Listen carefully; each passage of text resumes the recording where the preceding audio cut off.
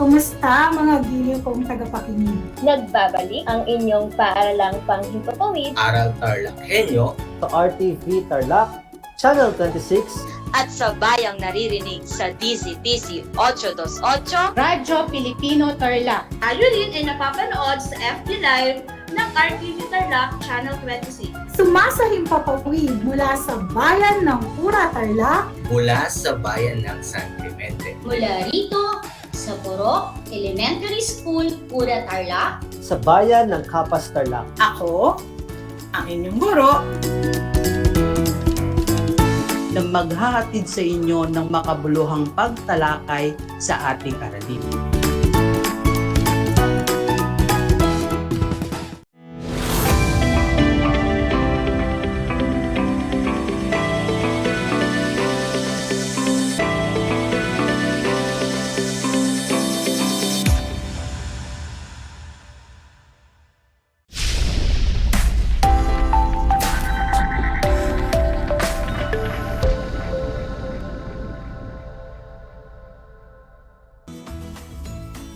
Welcome sa ating Project Shine, Aral TarlakHenyo ng Schools Division of Tarlac Province na kasalukuyang napapanood dito sa RTV Tarlac Channel 26 at sa Channel 100 ng Converge Cable TV at sa bayang napapakinggan sa 828 AM DCTC Radio Filipino Tarlac.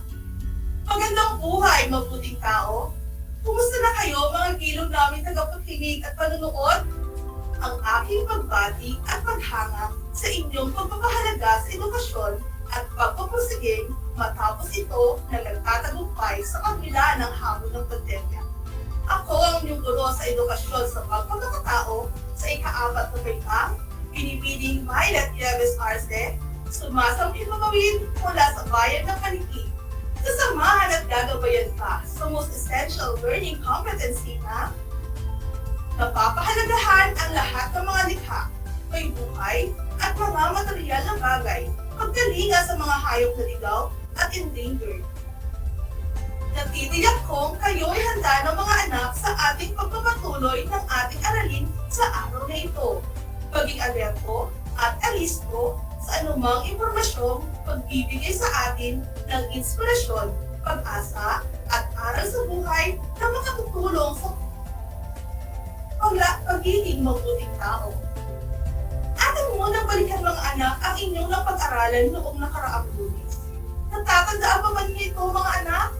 Ito ay patungkol sa pagpapahalaga sa lahat ng mga likha, may buhay, at mga material na bagay na tumatalakay sa pagkalinga sa mga hayop sa ating komunidad. Na kung saan ay inyong natutunan na ang pagkalinga sa mga hayop ay maaaring gawin na marapat lamang na tularan ng nakararami sapagkat nakapagbibigay ito ng saya sa iba pang may buhay dito sa mundo. Sa pagpapatibay ng proteksyon sa mga hayop, ang pamahalaang Pilipinas ay nagtatag ng mga batas na pumapatungkol sa tamang pagkalinga at pag-aaruga sa mga hayop. Dahil sa batas na ito, maraming nagpapahalaga sa mga hayop. Bawat buhay ay mahalaga, kaya ito ay pahalagahan sa tuwina. At tayo, bilang likha ng Diyos, na pinakamataas sa lahat ng nilikha niya, ay dapat maaaring responsable sa pagkalinga sa mga hayop na tulad natin ay may pangangailangan din at pakiramdam. Ngayon, ay alam kong handa na kayo para sa muling panibagong paglalakbay tungo sa bagong kaalaman at karunungan. Tara na, at magpatuloy tayo mga anak. Ang pagkalinga sa hayop ay isa sa magandang katangian nating mga Pilipino. Sa pamamagitan nito ay ipinapakita natin ang ating pagmamahal sa Diyos sapagkat kabilang ito sa kanyang mga nilikha. Mga anak, pagmasdan ninyo ang mga nasa larawan. Ano-ano mga nakikita ninyo? Maaari niyong i-comment ang inyong mga sagot sa ating FB comment section. Kung ang sagot ninyo ay ito ay ang mga larawan ng mga kanlungan ng mga endangered animals, mahusay ito. Tama kayo mga anak. Ito ay ang Manila Zoo na makikita sa Malate, Manila, sa Avenue Zoo sa Rodriguez, Rizal, at Manila Ocean Park na makikita sa Ermita, Manila. Nakapasyal ba sa mga ganitong lugar? Ano-ano mga hayop na ligaw o endangered ang makikita dito? Ngunit dahil sa pandemic crisis na ating nararanasan hanggang ngayon, limitado ang face-to-face classes, walang mga extra activities, at hindi posible na makapasyal sa mga ganitong lugar. Pero maaari pa rin tayong makapaglakbay sa mga lugar na ito gamit lamang ang ating isipan at ang ating imahinasyon. Tara na, at maglakbay tayo mga anak. Samahan ninyo ako sa pamamagitan ng kwentong aking babasahin sa inyo. Ito ay hango sa inyong aklat sa edukasyon sa pagkamakatao, kagamitan ng mag-aaral na matatagpuan sa pahina 298 hanggang 300. Handa na ba ang inyong mga isipan o imahinasyon para sa paglalakbay mga anak? Ang paglalakbay sa Manila Zoo. Araw ng Sabado, maagang gumising ang magkapatid na Jasper at Jasmine dahil sa field trip nila sa Manila Zoo. Agad silang naghanda ng kanilang mga sarili upang makarating sila sa tamang oras sa hintayang lugar. Nakarating ang lahat sa tamang oras, kaya sila ay masayang nakaalis patungong Manila Zoo. Masaya ang mga bata habang naglalakbay. May tawanan, kwentuhan, at syempre may kainan din. Ilang sandali pa ay nakarating na sila sa Manila Zoo. Bago sila bumaba ng bus, ay muling ipinag-alala ng guro ang mga dapat at hindi dapat gawin ng bawat isa para sa maayos na pag-iikot sa loob ng Manila Zoo. Pagkamangha at pagkagulat ang naramdaman ng bawat isa sa nakita nilang mga hayop na ligaw tulad ng spotted deer, Philippine beagle, tamaraw, pond turtle, tarsier, crocodile, at marami pang iba sa loob ng Manila Zoo. Ipiniliwanag din ng kanilang guro ang iba't ibang pamamaraan ng pag-aalaga at pagkalinga sa mga nabanggit na hayop na ligaw. Ipinaalala rin sa bawat isa na nararapat lang na mahalin at alagaang mabuti ang mga endangered animals. Maaari silang maprotektahan sa pamamagitan ng mga sumusunod. Una, matuto ng higit patungkol sa endangered animals sa inyong lugar. Ikalawa, bisitahin ang isang pambansang kanluran para sa mga wildlife, parke, o iba pang mga bukas na espasyo. Ikatlo, gawin ang inyong bahay na wildlife friendly. Ika-apat, magbigay ng tirahan para sa mga hayop sa pamamagitan ng pagtatanim ng mga katutubong halaman sa inyong bakuran. Ika-lima, iwasan ang paggamit ng herbicide at pesticides. Ika-anim, maging mabagal sa pagmamaneho. Ika-pito, mag-recycle at bumili ng napapanatiling mga produkto. Ika-walo, huwag bumili kailanman ng mga produktong ginawa mula sa nangangarib ng maupos na hayop o endangered animals. Ika-siyam, ikulat o i-report at manumang pagigipit o pagbaril ng mga endangered animals. At ika-sampu, protektahan ang tirahan ng mga hayop. Tandaan natin na mayroon tayong responsibilidad upang protektahan ang wildlife, mga ibon, isda, at maging halaman sa pingit ng pagpapupos. Pangako tayo na gagawin natin ang mga bagay na nabanggit dahil sila ay katulad din nating mga tao na nilalang ng puong may kapal. Sa pagkakataong ito, ang mga bata ay mahusay na nakinig sa pagbahagi sa kaalaman ng kulay kung paano makatutulong ang bawat isa upang maprotektahan ang mga endangered animals. Ipinaalala rin ang mga sumusunod. Una, ipaalala sa kanilang mga magulang na ang dapat piliin ay ang mga environment-friendly foods tulad ng non-toxic cleaners upang maiwasan ang pagkalasa ng sapa, ilog at karagatan.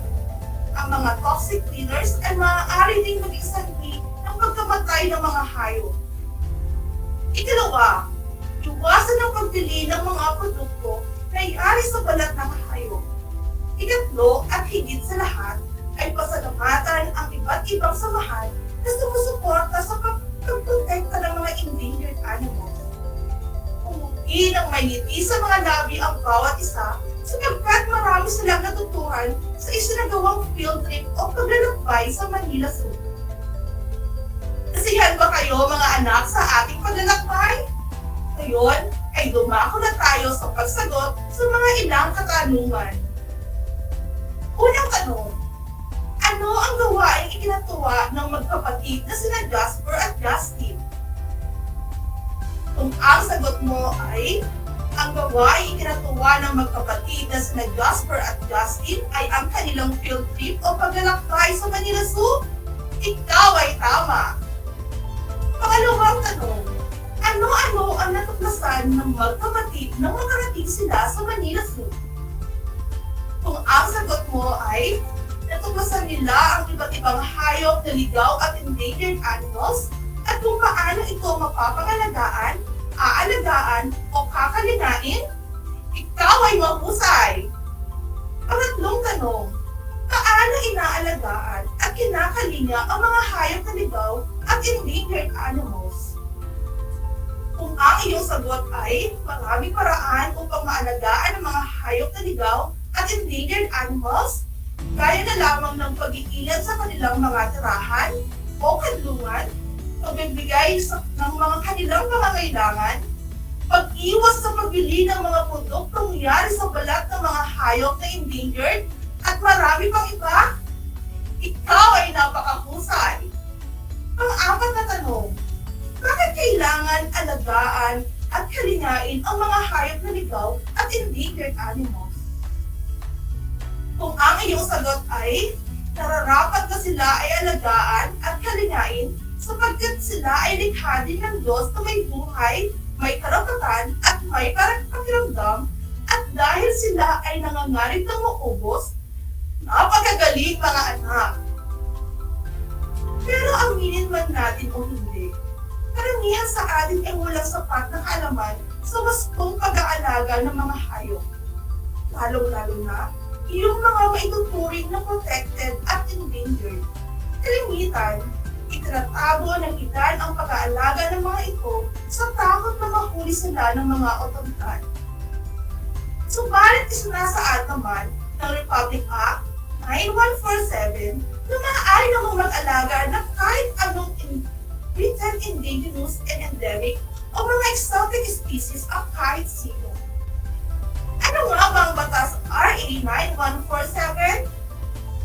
Ang Republic Act No. 9147, otherwise known as the Wildlife Resources Conservation and Protection Act, is an act providing for the conservation and protection of wildlife resources and their habitats, appropriating funds therefore and for the other purposes. Ang RA 9147 ay ang batas na nagbabawas sa pagpatay, pananakit, pagmumolekta, pagbibenta, at pagbiyahe ng anumang wildlife species na itinuturing ng endangered at nanganganib ng maubos. Isinasaad naman ng Republic Act 9147 na maaari palang mag-alaga ang kahit na anong present indigenous and endemic o mga exotic species ang kahit sino. Kinakailangan lamang na magbigay sila ng Department of Environment and Natural Resources ng Certificate of Wildlife Registration.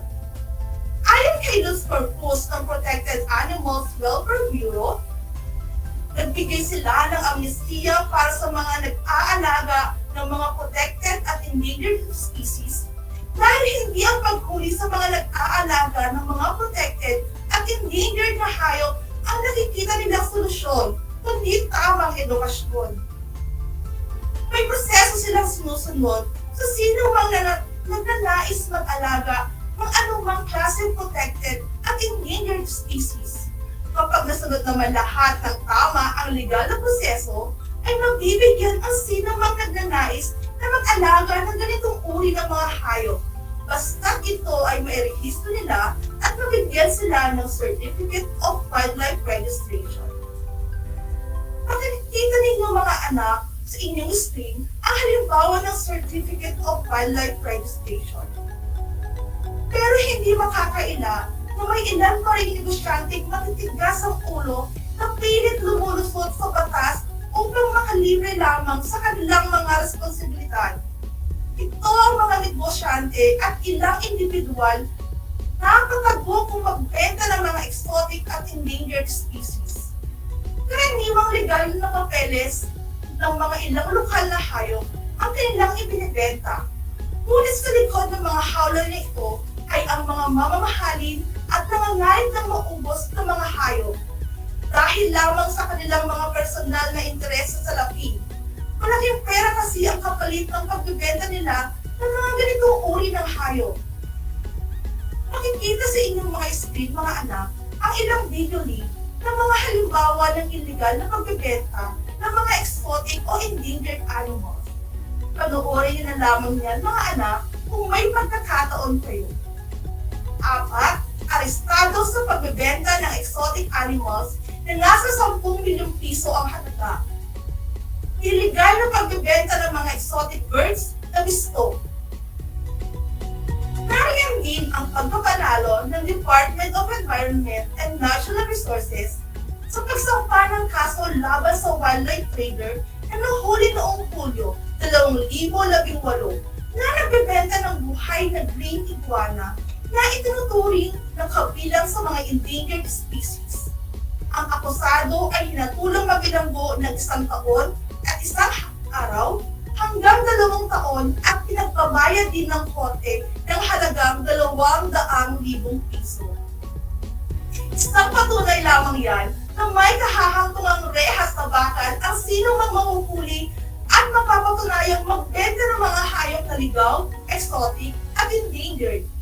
Kung kaya, para sa matitigas ang ulo at nais makipagsubukan, pagkakakulong ng 2 hanggang 4 na taon o multang 2,000 piso hanggang 300,000 piso naman ang kahaharapin ng sino mang mapatunayang lumabag sa RA 9147.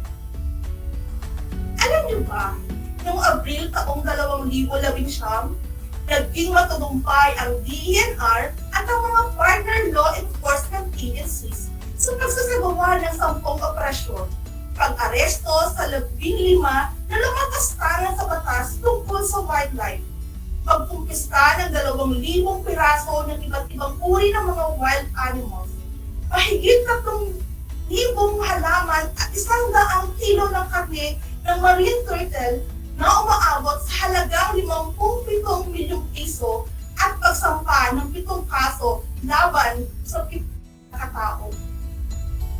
Alam niyo ba, nakakumpiska ang Bureau of Customs at ng DENR Task Force Pogi ng ilang 1,500 piraso ng pagong sa Ninoy Aquino International Airport. At nanalo rin ito sa kasong isinampa na nagbebenta ng Malay Monitor Lizard o ang payamak. Narito ang mga ilang larawan ng mga hayop na ligaw at endangered na tunay ang nanganganib ng maubos dito sa ating bansa. Talakayin naman natin ngayon ang ilang mga pamamaraan ng pangangalaga at pagkalinga sa mga hayop na ligaw at endangered animals. Una, huwag mag-alaga ng mga hayop na ligaw o mga endangered animals. Ikalawa, alagaan at huwag gambalain ang kagubatan dahil ito ay parte ng kanilang tirahan at pinagkukunan ng kanilang pagkain. Ikatlo, pakipag-ugnayan sa ikinauukulan o otoridad kung may mga nakikitang pang-aabuso sa mga hayop na ligaw o endangered animals. Ika-4, huwag makibahagi sa mga aktibidad na may kinalaman sa pagpatay ng mga endangered o hayop na ligaw. Ika-5, maglaan ng ilang lugar na kung saan sila ay makapamumuhay ng malaya, may sapat na pagkain, maayos na tirahan, at malayo sa mga mapang-abusong tao. Mahalagang tandaan natin, mahalagang malaman na ang pagmamahal ng Diyos ay patuloy na nililinang o pinauunlad upang higit na mapadama ito sa ating kapwa at sa lahat ng kaniyang nilikha. Protektahan natin ang buhay ng bawat hayop. Bigyan natin sila ng sapat at wastong pag-aalaga at pagkalinga.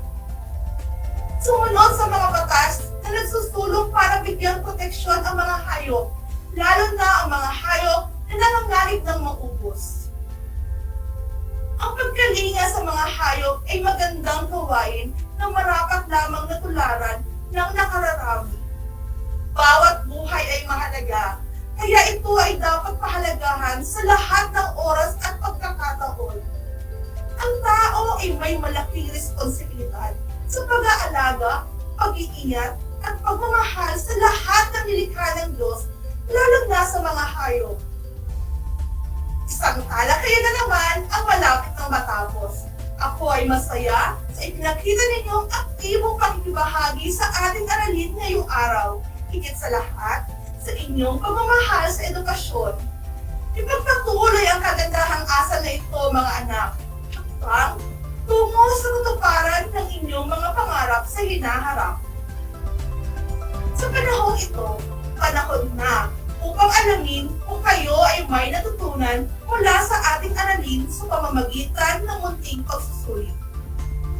Sa lahat ng mga nanonood sa FB Live, gamitin ang FB chat box para sa inyong mga kasagutan.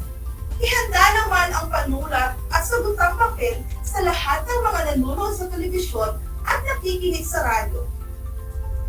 Ang panuto, basahin at unawain ang mga pangungusap.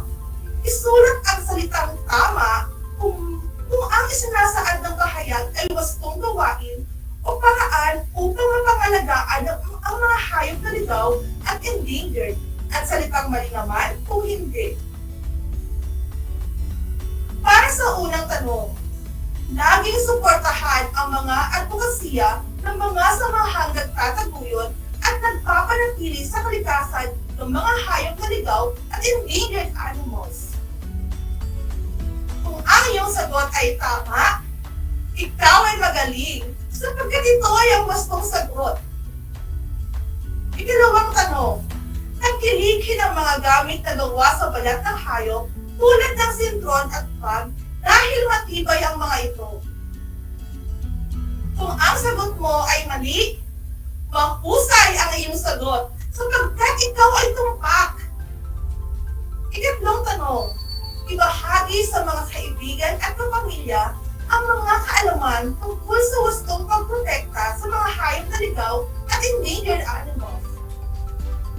Kung ang iyong sagot ay tama, pinabati kita sapagkat ito ay ang wastong sagot. Magaling! Ika-apat na tanong, pagkilahok sa pagtatanim ng mga puno upang may masunungan ang mga hayop na ligaw at endangered animals. Kung ang iyong sagot ay tama, mahusay mga anak, ito ay ang wastong sagot.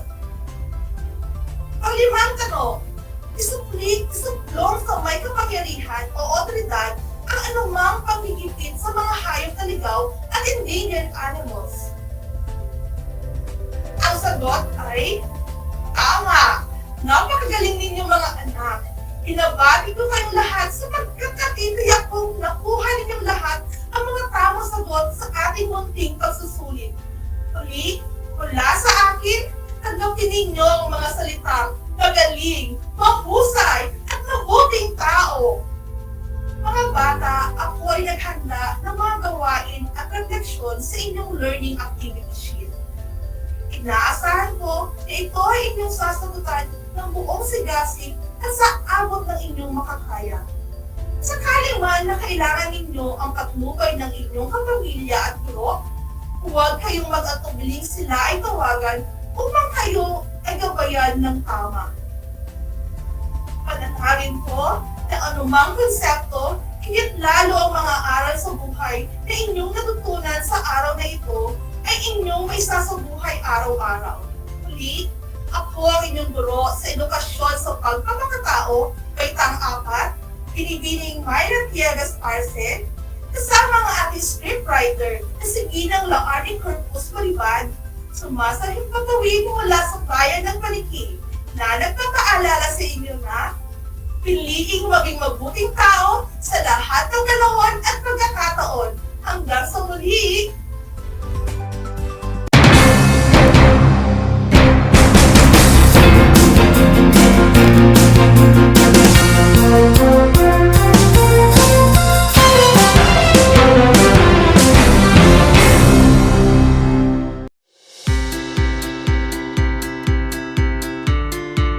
upang matugunan ang mga kinakaharap na pagsubok ng mga guro at mag-aaral sa gitna ng kasalukuyang pandemya. Nagsanib tulong sina Congressman Charlie Cojuangco ng unang distrito ng Tarlac, DEPED Region 3 Regional Director Dr. May B. Eclar at Tarlac Schools Division Superintendent Dr. Ronaldo Pozon para sa isang napapanahong proyekto na tinaguriang Project Shine, Aral TarlakHenyo. Ang mga mag-aaral ng Grade 4 at Grade 5, ganon din ang Grades 8 and 9 sa buong probinsya ng Tarlac, kasalukuyang sumasailalim sa radio-based instruction. Katuwang ang himpilang DZTZ 828 kHz AM at RTV Tarlac, Channel 26. Ang Tarlac po nangunguna po ngayon pagdating po sa radio-based instruction. Marami pong humahanga sa atin. I'm very happy this station, itong DCTC, could reach the whole of Region 3. Hindi natin alam, we are contributing. We are creating a very big dent in the history of Philippine education. And I am proud. I am here in Tarlac. This is the noble cause of education in which you and I, without you knowing it, we are bound to do.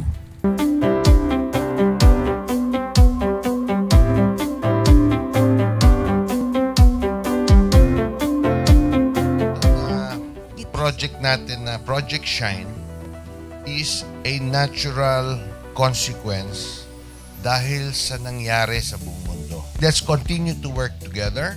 I think it's very Filipino to practice bayanihan in anything or most of the things that we do. And this is a manifestation of that. No? We have private sector, we have DEPED, we have local government, all working together.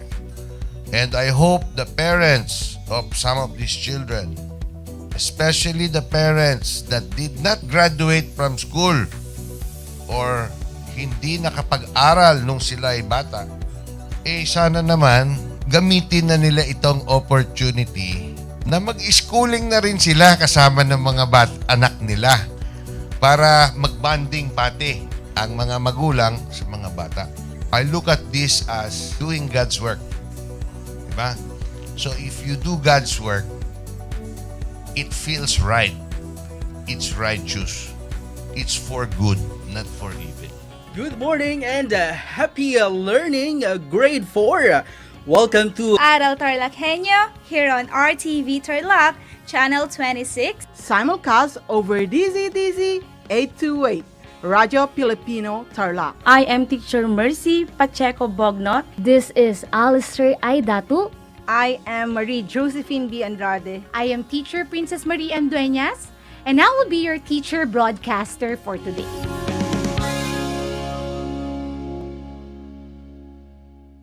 Did you know that children learn more when they initiate an activity and are actively engaged in it?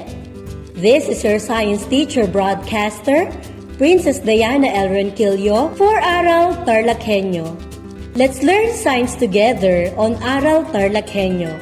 Catch us live every Monday to Friday from 8:30 a.m. to 5:30 p.m. Watch Aral TarlakHenyo on RTV Tarlac, Channel 26, simulcast over Radio Filipino, DZTC 828 kHz, and streamed live on FB page and YouTube channel of RTV Tarlac, Channel 26.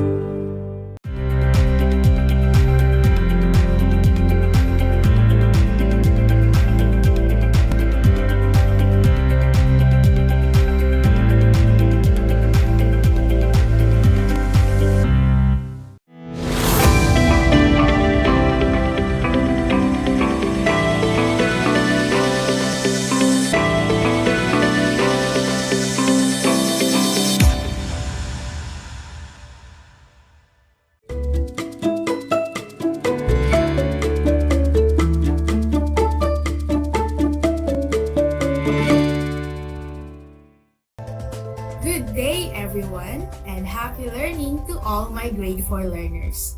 Welcome to Aral TarlakHenyo here on RTV Tarlac, Channel 26, simulcast over DCTC 828, Radio Filipino Tarlac. And for those who are Converge Cable TV subscribers, you can also watch us live on Channel 100. I am Cristel Bueno, your teacher broadcaster and your learning buddy for Science Grade 4, broadcasting live from the municipality of Pura, Tarlac. I am glad that you are here with me again to join me in another exciting learning adventure as we explore and discover the amazing world of Science 4, the world of exploration, discovery, invention, and technology. Before we begin, I hope you are in a place away from noise and distraction so you can hear me loud and clear. Prepare your module, notebook, and pen so you can take down some notes to remember as we go along with our broadcast. And today, Grade 4, let us again have fun and exciting activities that will help us further explore the water cycle and its importance to all living things and our environment. On our previous episode last Monday, you learned about the water cycle and its processes. And by now, I'm sure we all understand that water cycle is a continuous circulation of water between land, bodies of water, and the atmosphere through different components such as evaporation, condensation, and precipitation. And before we start, let's recall the topics we discussed by answering these activities. Let me read the directions. Identify the processes that happen in the pictures. Arrange the jumbled letters correctly. And you would be given 3 seconds to answer. Are you ready? Alright, let's begin. Let us have number 1. Identify the process involved in the picture. The jumbled letters are P, O, R, A, V, A, E, T, I, O, N. Again, the jumbled letters are P, O, R, A, V, A, E, T, I, O, N. Your time to answer starts now. Time's up. The correct answer is evaporation. Now let us have number 2. Identify the process involved in the picture. The jumbled letters are S, A, D, E, N, T, I, O, N, C, O, N. Again, the jumbled letters are S, A, D, E, N, T, I, O, N, C, O, N. Your time to answer starts now. Time's up. Let's reveal the correct answer. The correct answer is condensation. Very good. Now let us have number 3. Again, what is the process involved in the picture?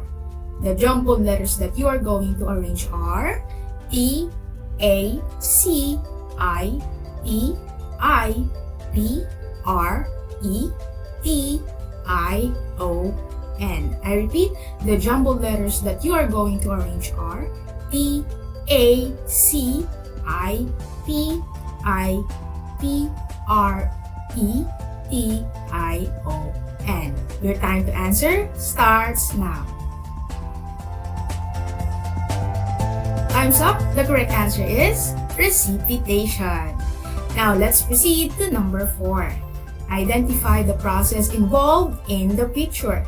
The jumbled letters are P, I, P, R, A, N, S, R, A, T, I, O, N. Again, the jumbled letters are P, I, P, R, A, N, S, R, A, T, I, O, N. Your time to answer starts now. Alright, time's up. What is your answer? The correct answer is transpirations. So did you get all the answers correctly? Very good. So those are the processes involved in the water cycle. Now, let us have another activity to recall the functions of these processes. Let me read the directions. choose from the box below the processes in the water cycle being described in each statement. Write your answer in your science notebook. And for those who are watching us by Facebook Live, you can type your answers in the comment section. And you would be given 3 seconds to answer each number. Are you ready, kids? Let's begin. Your choices are transpiration, respiration, evaporation, condensation, and precipitation. Now let us have the first one. The process by which plants release water from their leaves.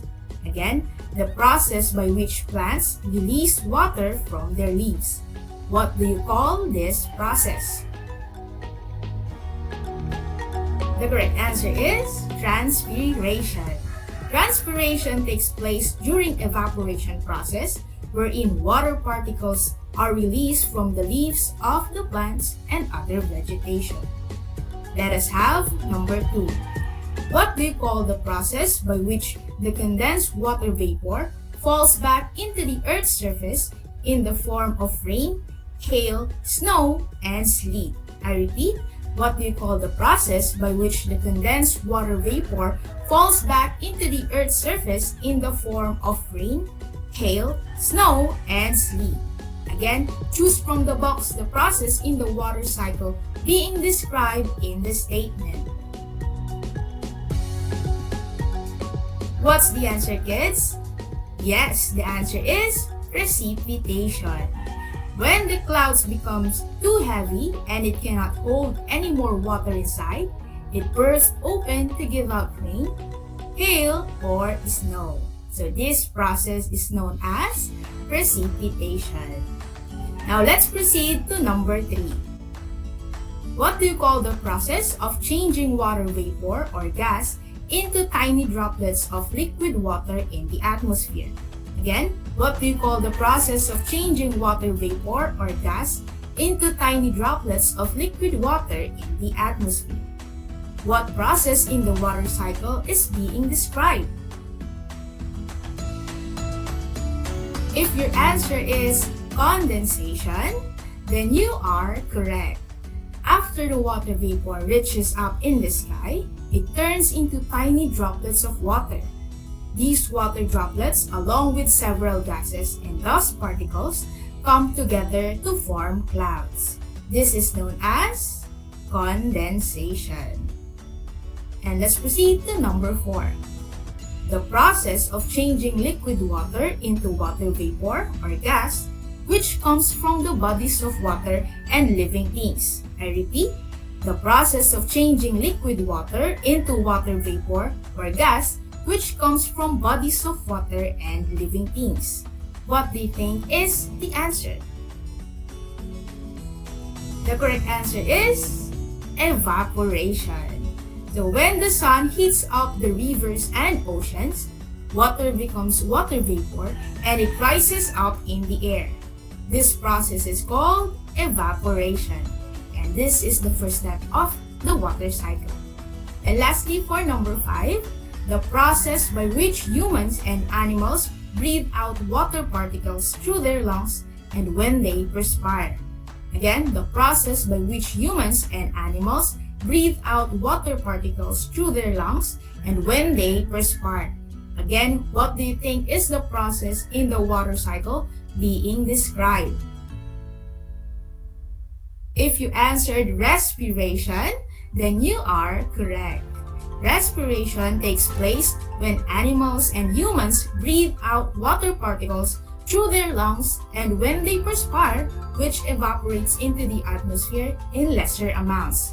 Animals also contribute to the water cycle through respiration, perspiration, and urination. So did you get them all correctly? If you did, then you did a great job.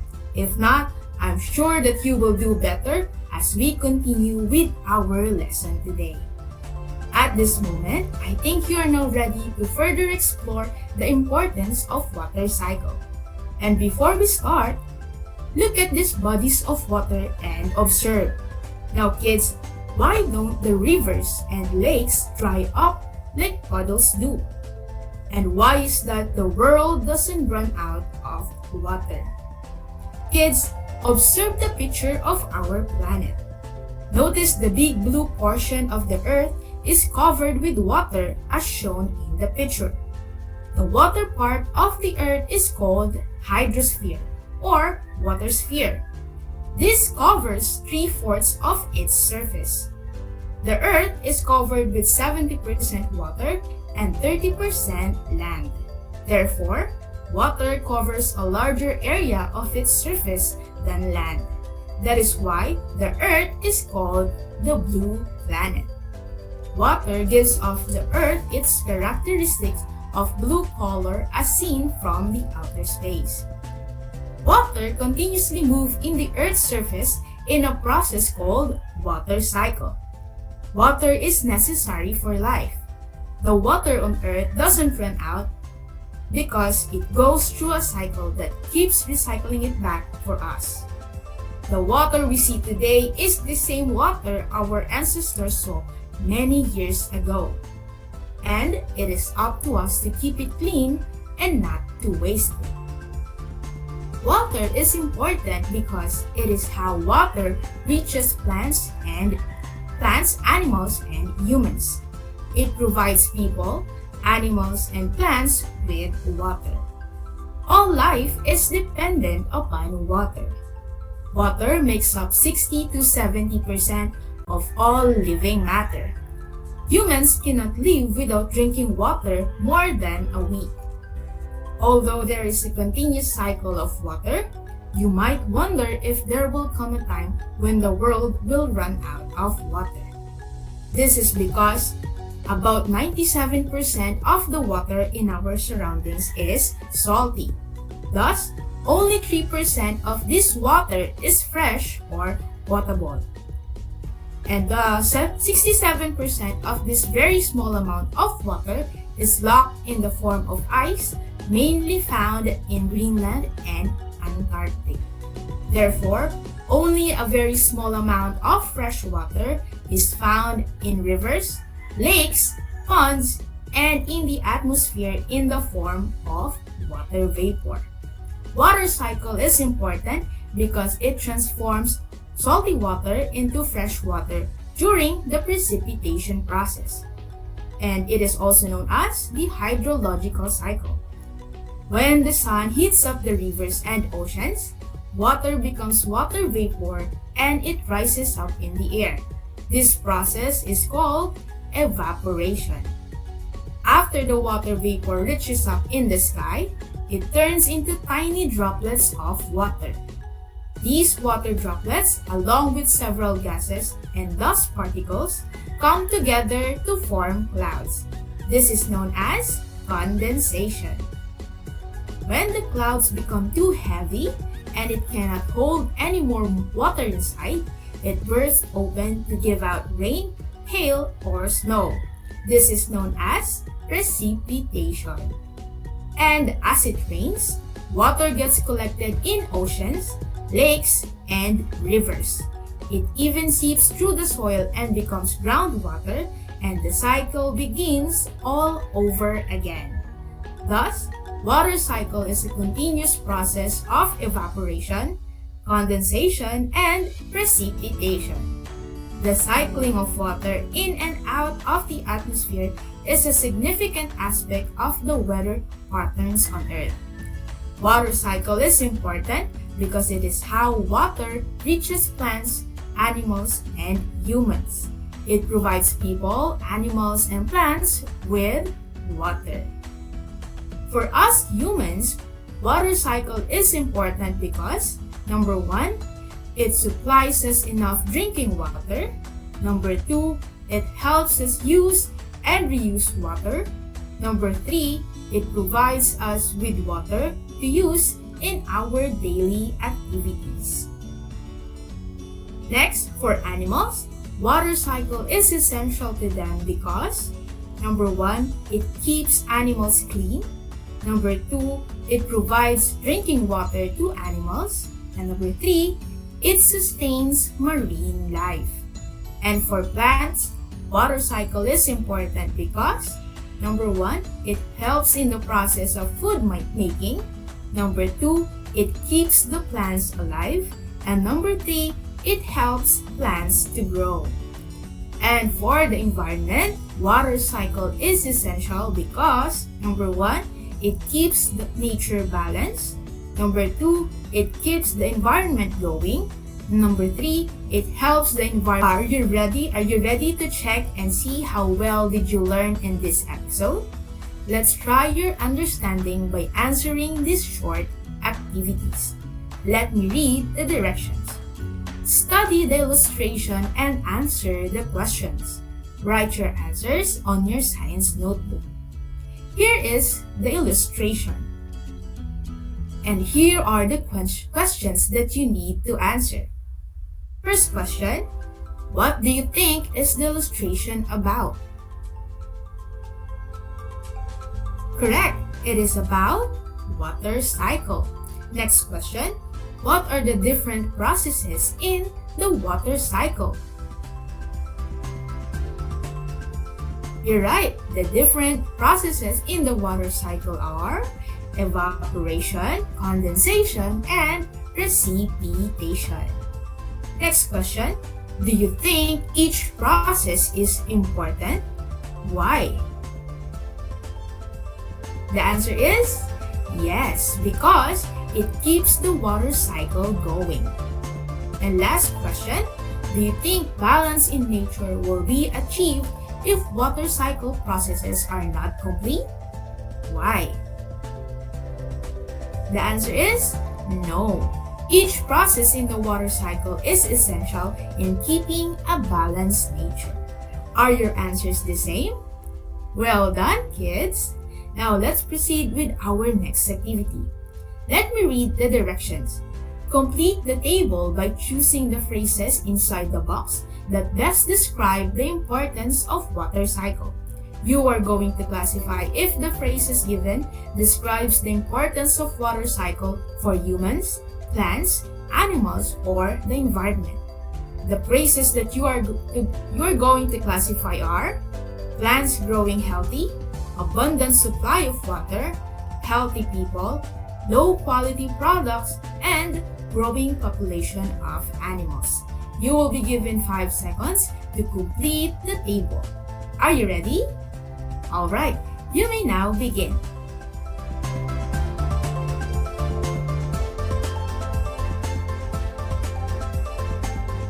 Time's up, kids! Now let us now reveal the correct answers.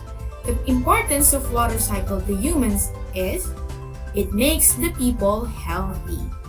And for plants, because of water cycle, plants will grow healthy. And for animals, water cycle causes a growing population of animals.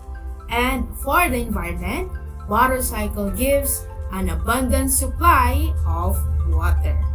Are your answers the same? Well done, kids! So now I know that you are now ready for our assessment. Let me read the directions. Choose the letter of the correct answer and write it on your science notebook. I repeat, choose the letter of the correct answer and write it on your science notebook. Are you ready, kids? Alright, let's begin. For number 1, why is water cycle important? Again, why is water cycle important? A. It causes droughts. B. It is not useful for us. C. It is a source of money. Or D. It provides people, animals, and plants with water. What do you think is the correct answer? The correct answer is letter D. It provides people, animals, and plants with water. The water cycle is an extremely important process because it enables the availability of water for all living organisms and regulates weather patterns on our planet. If water didn't naturally recycle itself, we would run out of clean water, which is essential to life. For number 2, what would happen if the water cycle stopped? I repeat, What would happen if the water cycle stopped? A. Stopping it would clean our rivers. B. Stopping it would cause endless drought. C. Stopping it would make the plants grow. Or D. None of the above. Let's reveal the correct answer. The correct answer is B. Stopping it would cause endless drought. The water cycle brings water to everywhere on land and is the reason that we have rain, snow, streams, and all other kinds of precipitations. Stopping it would cause an endless drought, along with a lack of water flow. And for number 3, which of the following may possibly happen to agricultural crops if there is an abundant supply of water in irrigations? Again, which of the following may possibly happen to agricultural crops if there is an abundant supply of water in irrigations? A. People will not be affected. B. There will be shortage in agricultural products. Or C. Plants will grow healthy and increase crop yield. Or D. Herbivores will probably shift to meat as their food. Again, choose the letter of the correct answer. What do you think is the right answer? The correct answer is letter C. Plants will grow healthy and increase crop yield. Water cycle is important because it keeps the plants alive and helps the plants grow healthy. Water cycle also helps the plants in the process of food making. And for number 4, how can we protect our water sources? How can we protect our water sources? A. By planting trees. B. By using chemicals. C. By burning fossil fuels. Or D. By dumping off garbage. Let's reveal the correct answer. The correct answer is letter A. Planting trees. Trees and plants are essential to the water cycle. Trees pull water from the ground and release it into the atmosphere as vapor through their pores in the leaves in the process called transpiration. And for number 5, which of the following statements is false? Again, which of the following statements is false? A. Water cycle is important because it is how water reaches plants, animals, and humans. B. 97% of the water in our surroundings is fresh or potable. Or C. Water gives the Earth its characteristics of blue color as seen from the outer space. Or D. Water can change into 3 phases. Now kids, what do you think is the correct answer? The correct answer is letter B. 97% of the water in our surroundings is fresh or potable.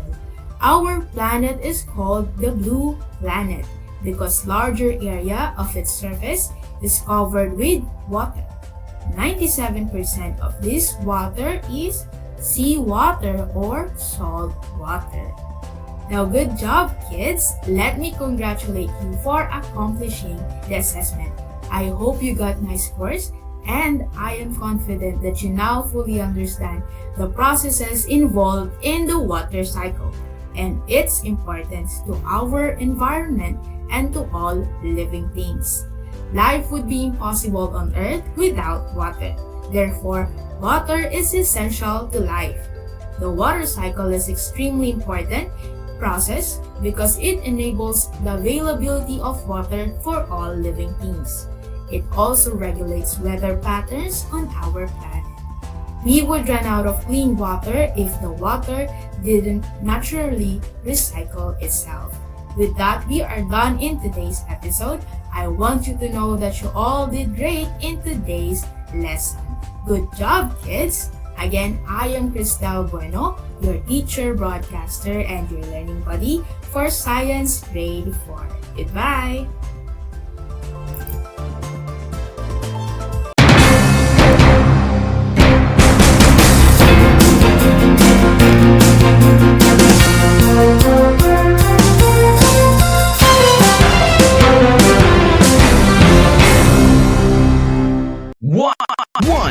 1FM. 1FM. One lang yan. This is your one. My only one. One lang yan. The only one.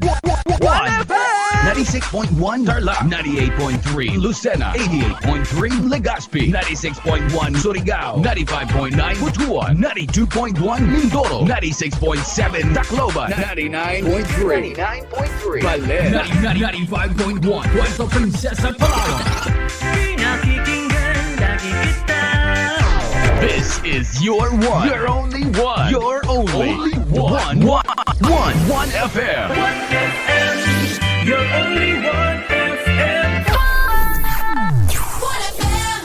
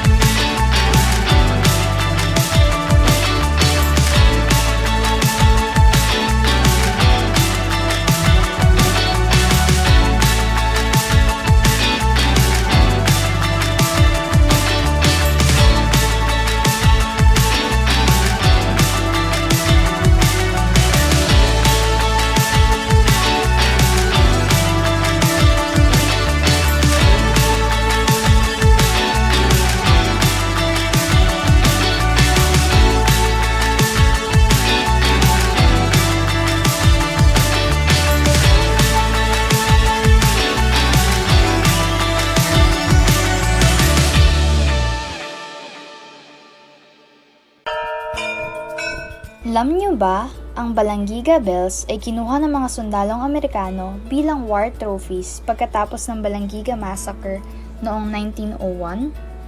Matapos ang 117 years, na ibalik ng US noong December 11, 2018 ang iconic church bells sa Pilipinas. Ang church bells na ito ay naglalarawan ng kalayaan, katapangan at pananampalataya ng mga Pilipino. Alam niyo na! Yan ang Balanggiga Bells.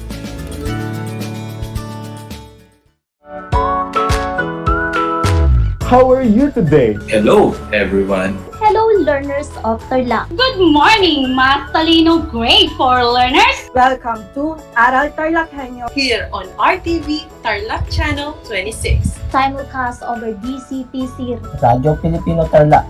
I'm Sir Glenn, your teacher broadcaster. Broadcasting live here at Paniki, Tarlac. Remotely here in Concepcion, Tarlac. Live here at Barangay Pedro Elquines, Mayantok, Tarlac. Broadcasting live from Ramos National High School. Your anchor teacher today for grade 9 mathematics. Your partner in education this time of pandemic. Multiply 1089 by 9. You will get an answer, the exact reverse, which is 9,801. My name is JRP Duldulao, your teacher broadcaster on Aral TarlakHenyo. For more math trivia and answers to your math questions, catch Aral TarlakHenyo every Monday to Friday from 8:30 a.m. to 5:30 p.m. Learning math is so much fun!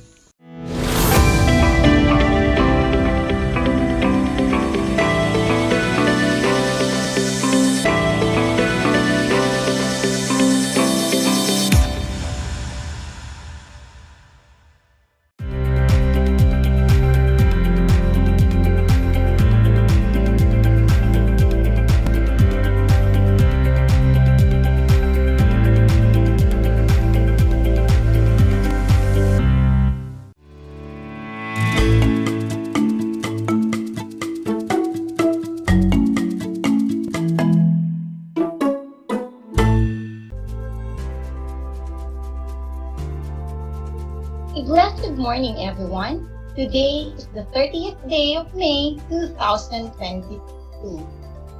Welcome to Aral TarlakHenyo here on RTV Tarlac Channel 26, simulcast over DCTC Radio Filipino Tarlac.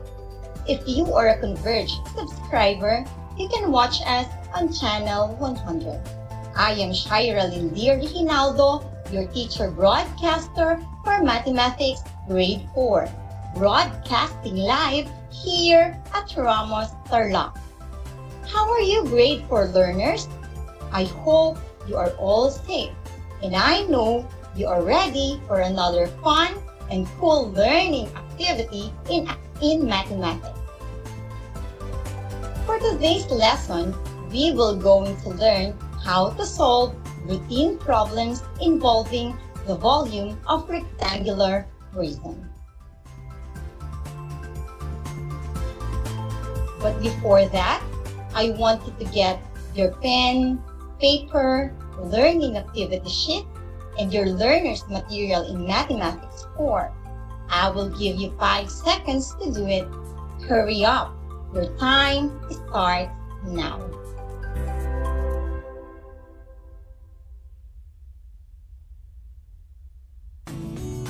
Moving on, let us have a quick review on our previous lesson.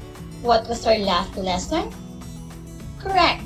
Last lesson was discussed by teacher Michelle M. Yasay, and it was about finding the volume of a rectangular prism using cubic centimeter and cubic meter.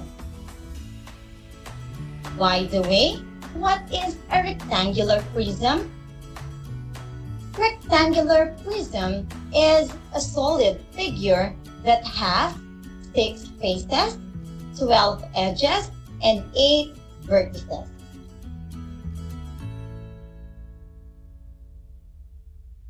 How about to find the volume of a rectangular prism using cubic centimeter and cubic meter? What formula we are going to use? Alright, the formula in finding the volume of a rectangular prism using cubic centimeter and cubic meter is volume equals length times width times height. Again, it's V equals L times W times H. Now, I have here an example of a rectangular prism, which is 12 centimeters long, 6 centimeters wide, and 8 centimeters high. What is its volume? We will use the formula volume equals length times width times height. 12 centimeters times 6 centimeters times 8 centimeters. What is the volume of a rectangular prism? Good job! The volume of the rectangular prism is 576 cubic centimeters.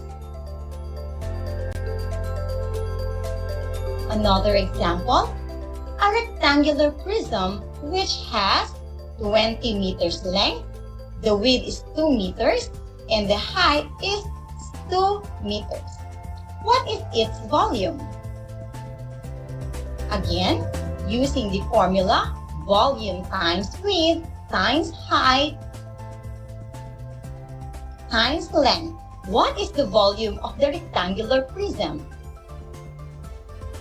Very good. The volume of the rectangular prism is 80 cubic meters. Amazing learners, you still remember our previous lesson.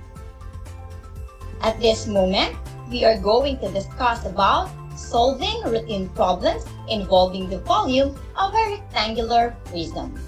Listen carefully because later on, you are going to answer some activities regarding our lesson. Let us start with illustrative example number 1. The length of an aquarium is 40 centimeters, the width is 20 centimeters, and the height is 30 centimeters. How much water can fill the aquarium? Again, The length of an aquarium is 40 centimeters, the width is 20 centimeters, and the height is 30 centimeters. How much water can fill the aquarium? Let us try to answer the example using the steps in involving routine problems. First step, what is F? The problem in the situation is how much water can fill the aquarium. Step 2, what are given or the number of values presented to the problem. The aquarium has length of 30 centimeters, width of 20 centimeters, and height of 40 centimeters. Third step, how will you solve the problem? You can solve the problem by applying the formula in finding the volume of a rectangular prism. Fourth step, what is the formula will you use? The formula in solving the volume of a rectangular prism is volume equals length times width times height. Solve the problem and state the complete answer. So let us now solve the problem. Volume equals length times width times height. Volume equals 40 centimeters times 20 centimeters times 30 centimeters. What will be the product? Yes.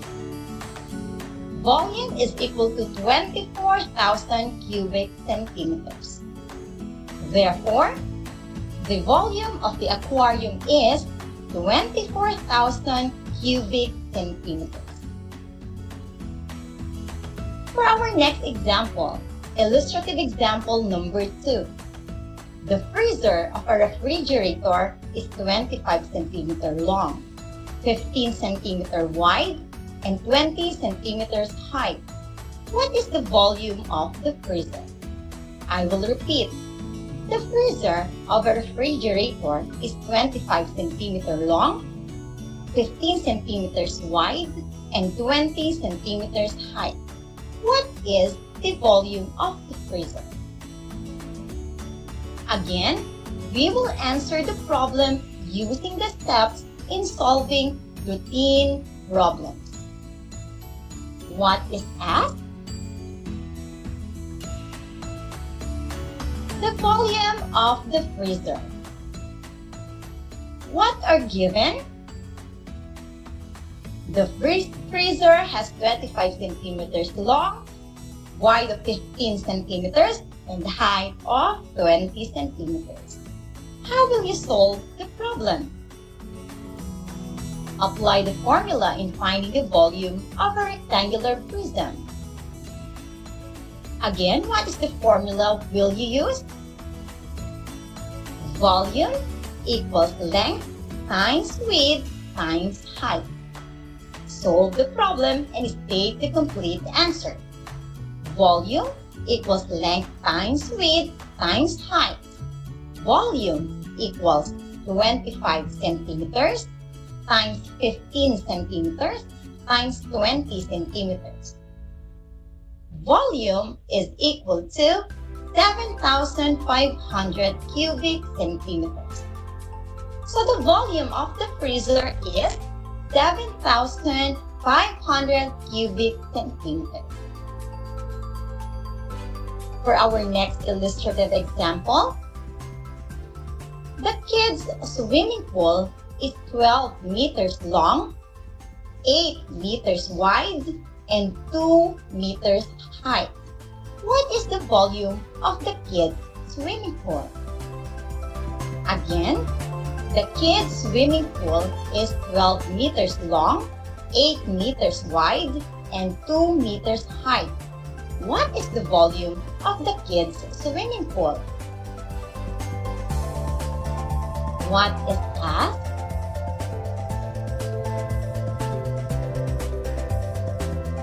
The volume of the kids' swimming pool. What are given? The kids' swimming pool has long of 12 meters, wide of 8 meters, and 2 meters high. How will you solve the problem?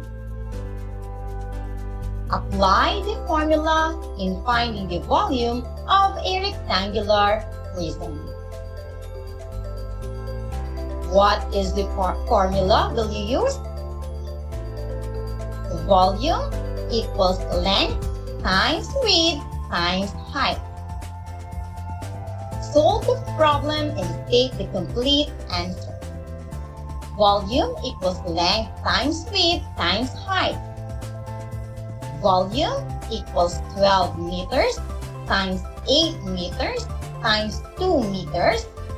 The volume now is 192 cubic meters. Therefore, the volume of the kids' swimming pool is 192 cubic meters. I hope you understand our discussion. Remember that in solving routine problems, there are steps to be followed. First is what is asked. It asks the question or the problem in the situation. Second, what are given? The given are the numbers or values presented in the problem. Third, how will you solve the problem? The ways to solve the problem. Fourth, what is the formula will you use? A formula that you are going to use to solve the problem. Lastly, solve the problem and state the complete answer. Remember, in solving a routine problem, it shows the corresponding solutions and state what will be the complete answer.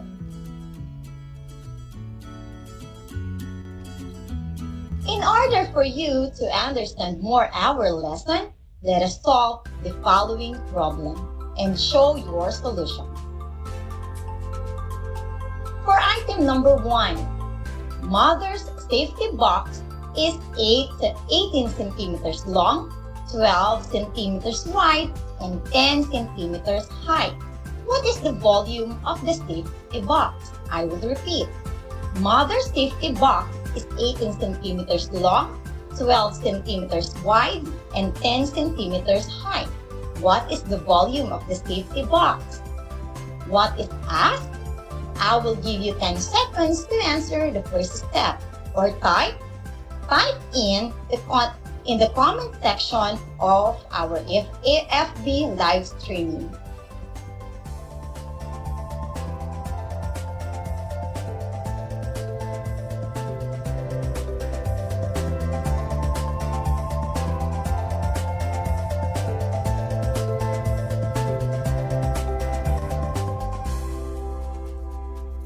Alright, what is now the volume or what is now the problem?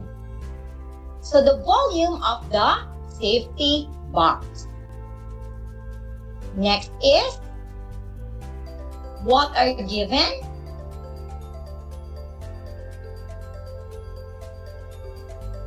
Another 10 seconds to write your answers in your paper or type in the comment section of our FB live streaming. Exactly, the safety box has 18 centimeters long, 12 centimeters wide, and 10 centimeters high. Now, how will you solve the problem? Another 10 seconds to start answering.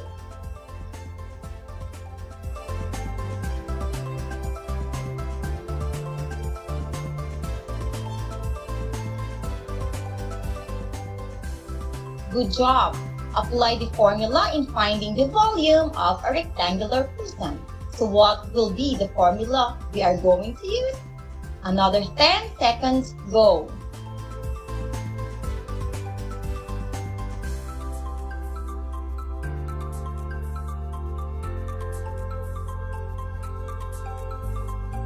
Yes, the formula is volume equals length times width times height.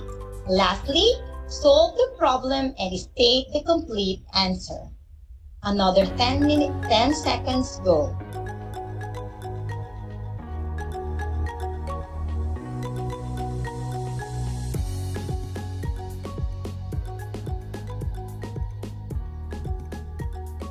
Volume equals length times width times height. Volume equals 18 centimeters times 12 centimeters times 10 centimeters is equal to 2,160 cubic centimeters. Therefore, the volume of the safety box is 2,160 cubic centimeters. Very good, learners. For item number 2, a cabinet is 70 centimeters long, 30 centimeters wide, and 40 centimeters high. What is the volume of the cabinet? I will repeat. A cabinet is 70 centimeters long, 30 centimeters wide, and 40 centimeters high. What is the volume of the cabinet? What is asked? I will give you 10 seconds to write your answer in your paper or type in your answer in the comment section of our live stream.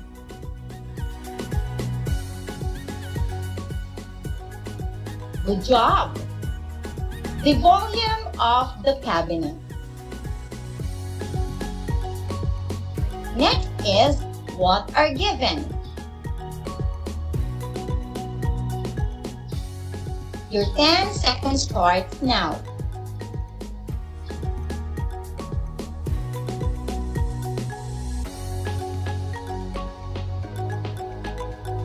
Exactly. The cabinet has 70 centimeters long, 30 centimeters wide, and 40 centimeters high. What will you use to solve the problem?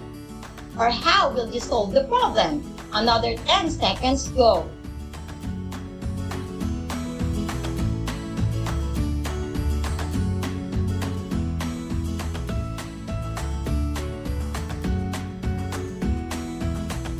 Alright.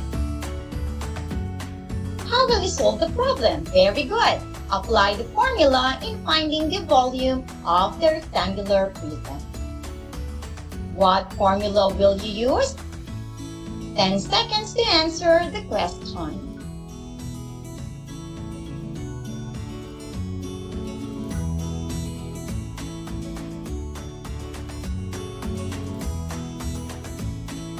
We will use again the formula in finding a rectangular prism. Volume equals length times width times height. A great job, kids! Now, let us solve the problem and state the complete answer. Another 10 seconds for you to answer.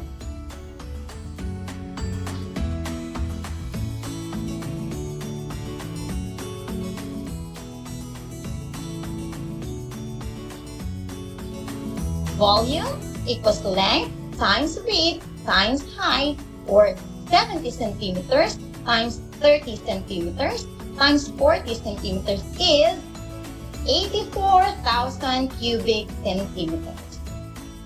Amazing, learners! Therefore, the volume of the cabinet is 84,000 cubic centimeters. Very good, learners! For our next activity, the direction is solve the following problem. I will give you 1 minute in each problem. Ready? Let's begin. First item. A jewelry box is 12 centimeters long, 8 centimeters wide, and 7 centimeters high. What is its volume? I will repeat. A jewelry box is 12 centimeters long, 8 centimeters wide, and 7 centimeters high. What is its volume? What is asked? What are given? How will you solve the problem? What formula will you use? Solve the problem and state the complete answer. You are expected to answer the following steps with 1 minute. Your time starts now.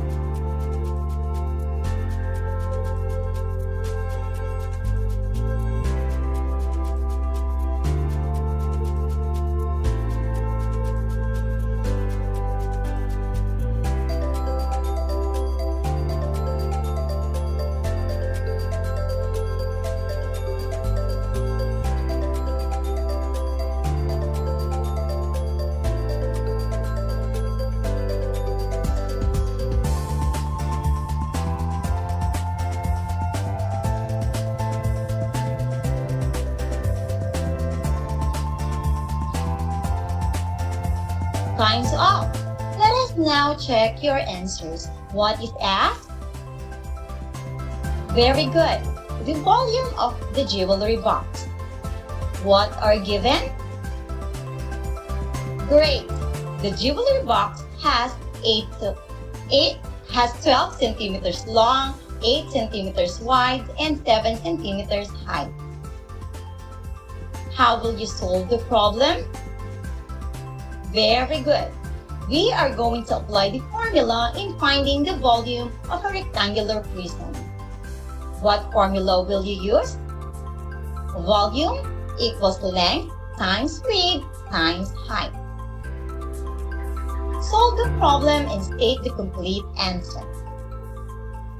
Volume equals length times width times height. 12 centimeters times 8 centimeters times 7 centimeters. The volume of the jewelry box is 672 cubic centimeters. Therefore, the volume of the jewelry box is 672 cubic centimeters. Good job, learners! For the next item, Father dug a compost pit which is 3 meters long, 4 meters wide, and 2 meters high. What is the volume of the compost pit? Again, Father dug a compost pit which is 3 meters long, 4 meters wide, and 2 meters high. What is the volume of the compost pit? So you are going to answer what is asked in the problem, what are given, how will you solve the problem, what formula will you use, solve the problem, and state the complete answer. So in this problem, this will be your assignment. Alright, so I will repeat. Problem number 2 will be your assignment. Again, Father dug a compost pit which is 3 meters long, 4 meters wide, and 2 meters high. What is the volume of the compost pit? Okay, there you have it, grade 4 learners. Congratulations for a job well done. Always remember that in solving routine problems involving the volume of rectangular prism, there are steps to be followed. First, what is asked? Second, what are given? Third, how will you solve the problem? Fourth, what formula will you use? And finally, solve the problem and state the complete answer. Another fun and cool learning experience has ended. Just practice and apply what you have learned on this session. If you have any questions or clarification, you may ask your subject teacher, your advisor, so that they can immediately address your concern. Like solving routine problems that have steps to follow, I will end the discussion with a quotation from Confucius, which says, "A journey of 1,000 miles begin with a single step." Dear children, in life, we need to face all the challenges, but we need to take it slow. take a deep breath, and trust our Almighty. I hope you learned a lot today. I am Shira Lindier Hinaldo, your teacher, broadcaster in mathematics, broadcasting live here at Ramos Tarlac. Stay safe, everyone. Until next time, God bless.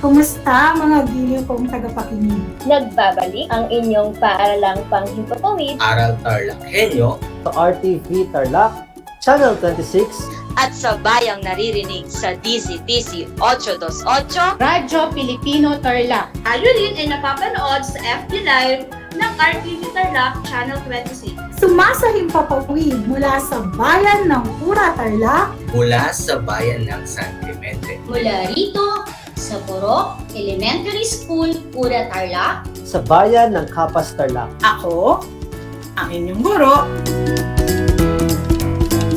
na maghahatid sa inyo ng makabuluhang pagtalakay sa ating aralin.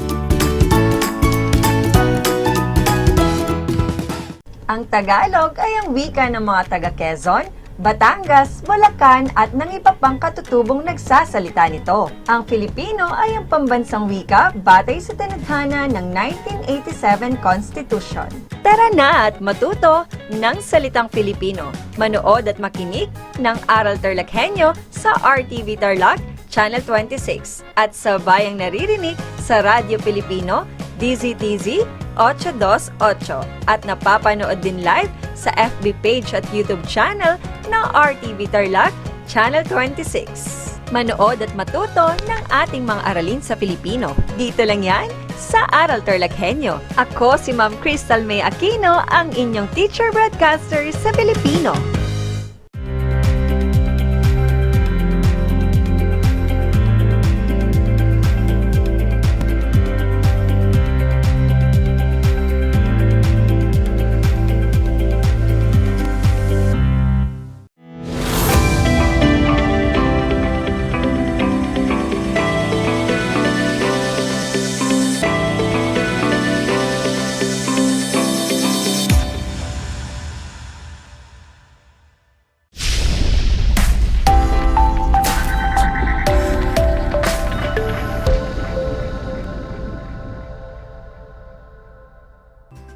Magandang araw mga ginigiliw naming tagapagsubaybay, lalong-lalo na ang mga mag-aaral sa ika-4 na baitang. Narito na ang paaralang maghahatid sa iyo ng kaalaman tungo sa pagkatuto sa Most Essential Learning Competencies. Ito ang Aral TarlakHenyo, RTV Tarlac, Channel 26 at sa bayang naririnig sa DZTC 828 Radyo Filipino Tarlac. Ako si Ginang Jocelyn B. Balikaw, ang iyong teacher broadcaster sa asignaturang Filipino sa ika-4 na baitang. Sumasahim papawid mula sa bayan ng Victoria, Tarlac. Halina't samahan niyo ako sa 25 minutong makabuluhang talakayan. Kumusta na kayo mga bata? Nagmerienda na ba kayo? Mabuti naman kung ganon. Ako'y natutuwa at nasa mabuti kayong kalagayan at mayroon ng laman ang inyong tiyan. Nangangahulugan lamang na kayo'y magiging alerto at aktibo sa ating magiging talakayan ngayon. Bago tayo magsimula, ay nais kong ihanda na ninyo ang inyong module sa Filipino for activity sheets, kwaderno, at pansulat. Handa na ba ang mga ito? Mabuti naman kung ganon. Ngayon naman ay siguruhin na kayo ay nasa tahimik at ligtas na lugar upang maayos na maririnig ang ating broadcast. Upang makapagbahagi sa ating talakayan, maaari kayong magpadala ng inyong mensahe sa aking numero na 0915-559-8060. 0915-559-8060. O kaya sa aking Facebook live stream, ay maaari naman kayong magbigay ng inyong kasagutan sa pamamagitan ng pag-type ng komento sa comment box. Paalala lamang sa mga magulang ng mag-aaral na nakaantabay sa Facebook live stream, mangyari lamang na gabayan ang inyong anak sa paglalagay ng komento dito. Maraming salamat. O siya, mukhang handang-handa na kayong matuto sa bagong kaalaman. Bago natin simulan ang ating aralin ngayon, tayo muna ay magbalik-aral. Ating alamin o natatandaan niyo pa ang inyong nakaraang aralin noong nakaraang linggo sa pamamagitan ng isang maikling gawain tungkol dito. Para sa panuto, suriin ang mga salitang naglalarawang ginamit sa loob ng pangungusap. Isulat sa patlang ang PU kung ginamit bilang pang-uri at PA kung ginamit bilang pang-abay. Para sa unang bilang, marahang magpatakbo ng sasakyan si Lolo Primo. Marahang magpatakbo ng sasakyan si Lolo Primo. Ano ang tamang sagot? PA, tama. Ito ay isang pang-abay. Ikalawang bilang, patagilid na naglakad ang bata. Patagilid na naglakad ang bata. Ano ang tamang sagot? PA, tama mga bata. Ito ay isang pang-abay. Dumako tayo sa ikatlong bilang. Maingat na kawani si Mang Robert. Maingat na kawani si Mang Robert. Ano ang tamang sagot? PA, tama. Ito ay isang pang-abay. Para sa ika-4 na bilang, malungkot na umalis si nanay patungong Amerika. Malungkot na umalis si nanay patungong Amerika. Ano ang tamang sagot? PA, tama. Ito ay isang pang-abay. Huling bilang, mapagmahal na kapatid si Ana.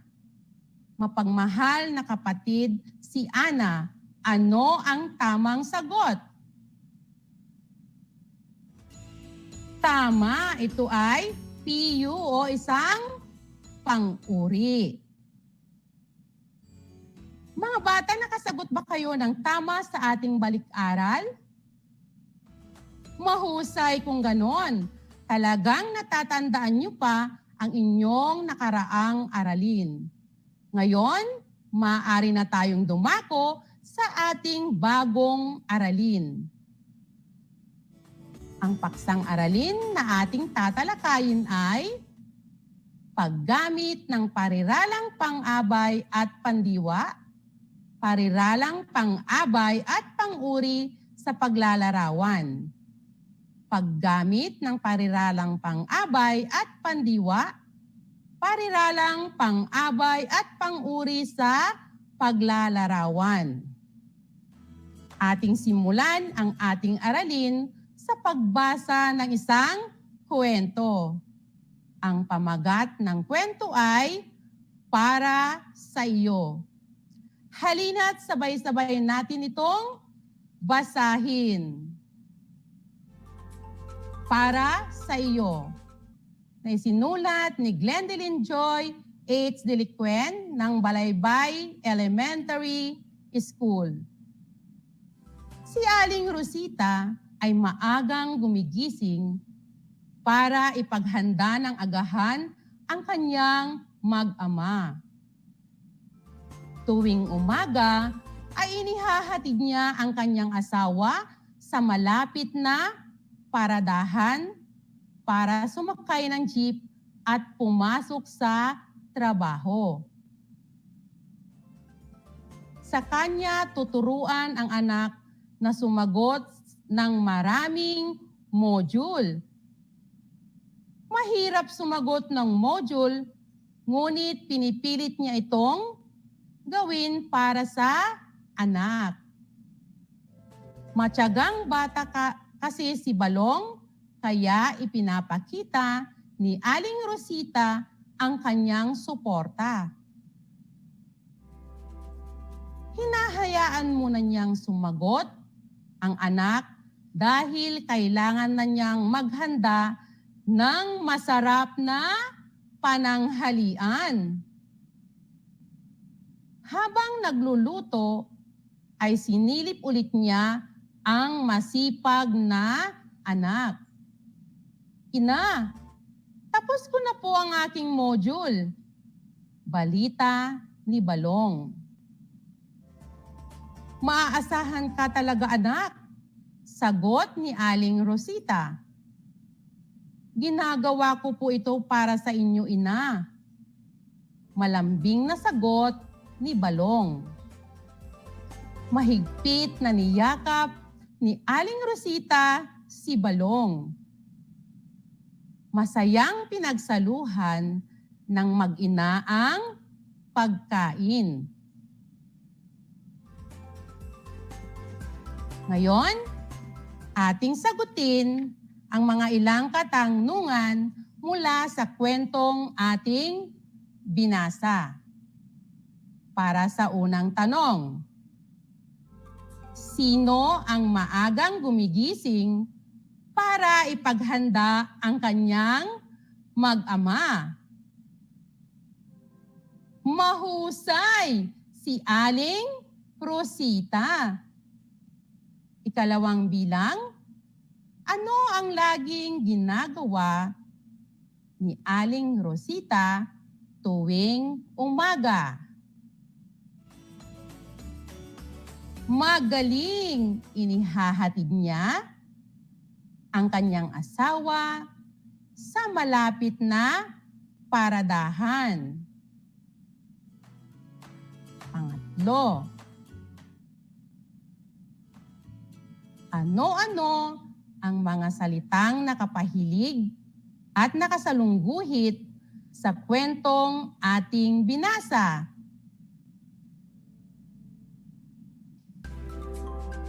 Mahusay, ang mga nakapahilig at nakasalungguhit na salita sa ating kwentong binasa ay mga maagang gumigising,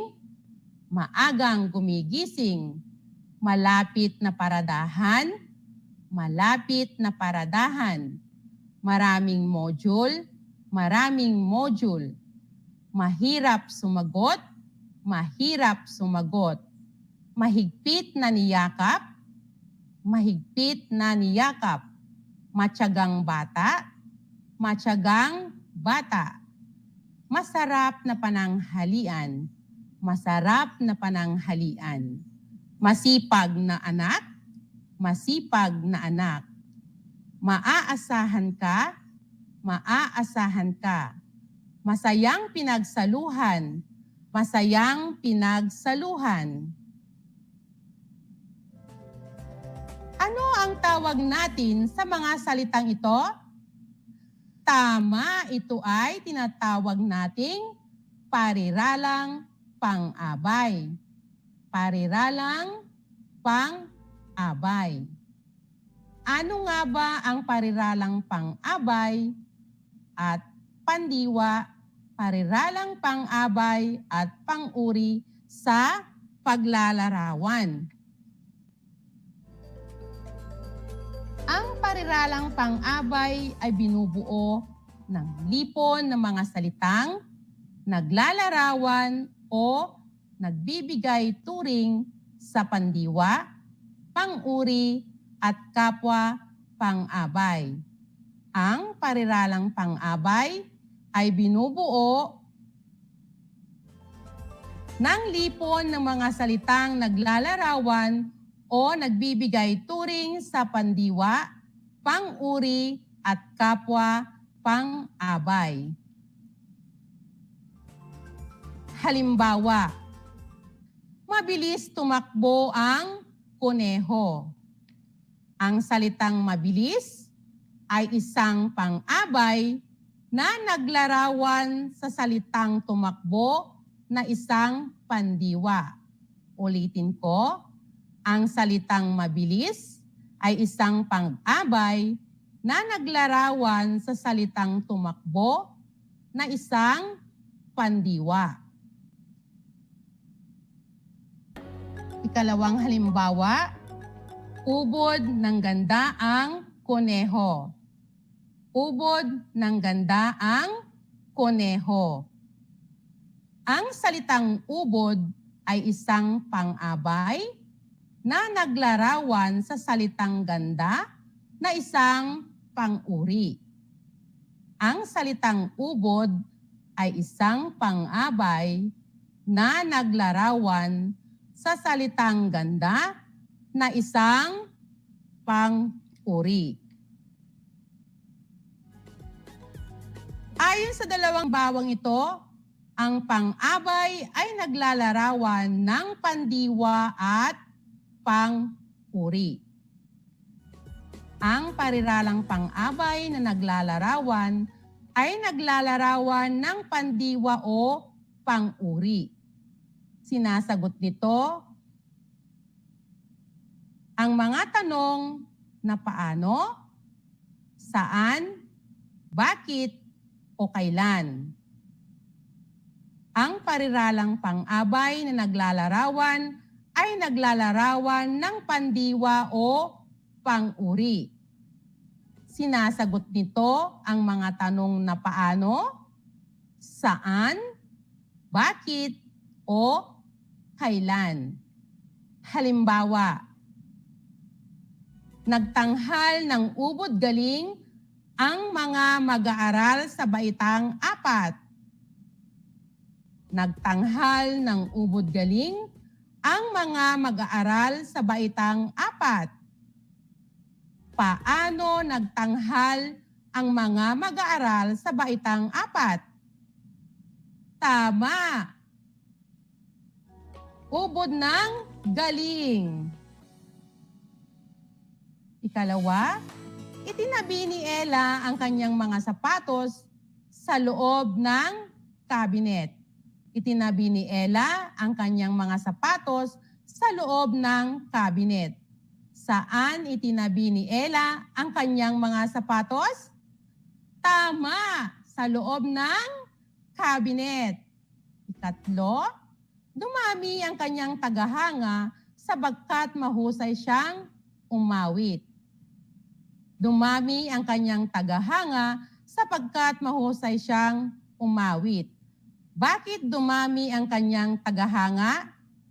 Sapagkat mahusay siyang umawit. Ikaapat, naubos ang tindang ulam ni nanay sa loob ng 3 oras. Kailan naubos ang tindang ulam ni nanay? Magaling, sa loob ng 3 oras. Ngayon, ating pagyamanin ang inyong natutunan sa araw na ito sa pamamagitan ng pagsagot ng isang sanayang gawain. Handa na ba kayo? Tara, simulan na natin. Para sa sanayang gawain, panuto, kompletuhin ang usapan sa ibaba, punan ng tamang pang-abay o pariralang pang-abay ang bawat patlang. Piliin ang iyong sagot sa loob ng kahon. Ang mga pagpipilian ay gaanong matibay, matyagang kinumpuni, maayos, kaagad, masira. Oh, Perry, kumusta kayo? Nasira ba ang inyong bahay? Sa awa ng Diyos, Terry, maayos naman ang aming bahay. Puwang, kasi ni tatay ang aming bubong. Nilagyan niya ng mga mapabigat para hindi puwang liparin ng hangin. Kami ay may ilang bahaging nasira. Lumipat kami sa ating paaralan. Hindi kasi kami puwang ang aming bahay. Tama ang ginawa ninyo para ligtas kayo sakaling puwang ang inyong bahay. Nabasa ba ang mga module mo? Sinigurado kong di mabasa. Binalot ko ng plastic. Inilagay ko sa isang lugar na hindi ito mababasa. Dapat nating pangalagaan ng puwang ang mga kagamitan natin sa paaralan. Para sa atin ito.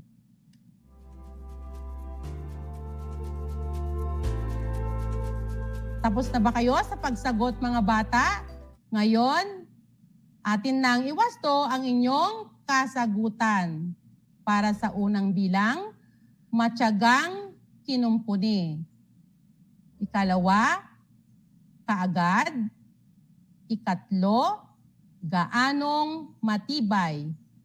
Ikaapat, masira.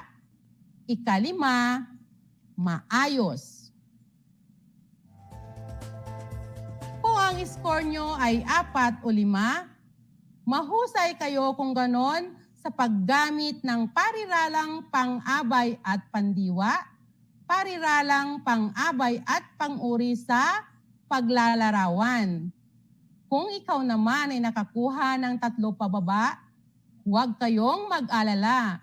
Maaari pa kayong bumawi sa susunod na gawain.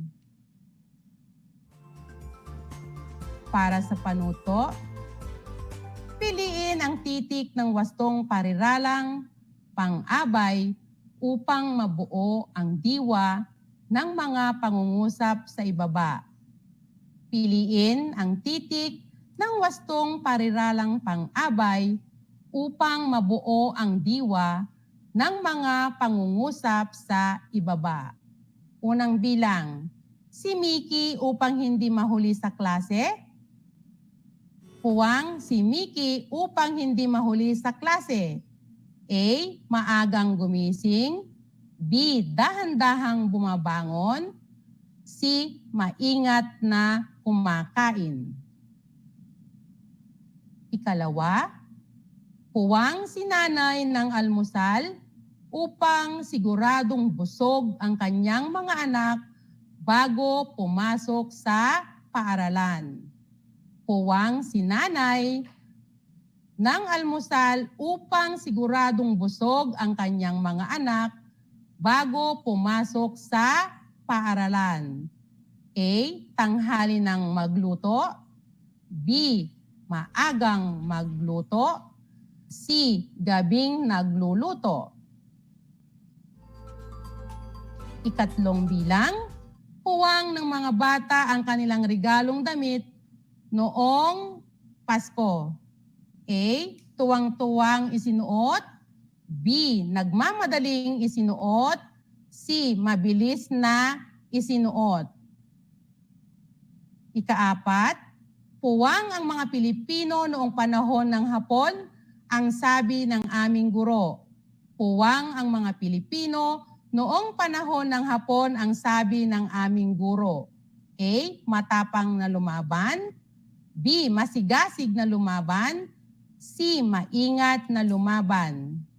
Huling bilang, ikalima, puwang ng kaarawan ang aming guro. Puwang ng kaarawan ang aming guro. A. Matyagang nagdiwang. B.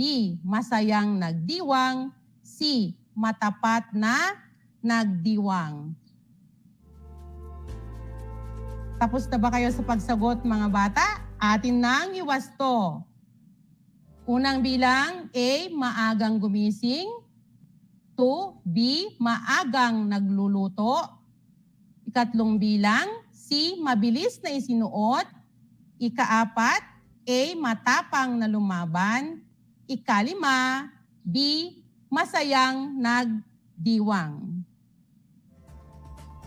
Kung ang score nyo ay 4 o 5, kayo ay mahusay kung ganon sa paggamit ng pariralang pang-abay at pandiwa, pariralang pang-abay at pang-uri sa paglalarawan. Kung ang score nyo naman ay 3 pababa, huwag kayong mag-alala. Maaari pa kayong bumawi sa mga gawain sa inyong module. Ayan, isang leksyon na naman ang ating napagtagumpayang natapos.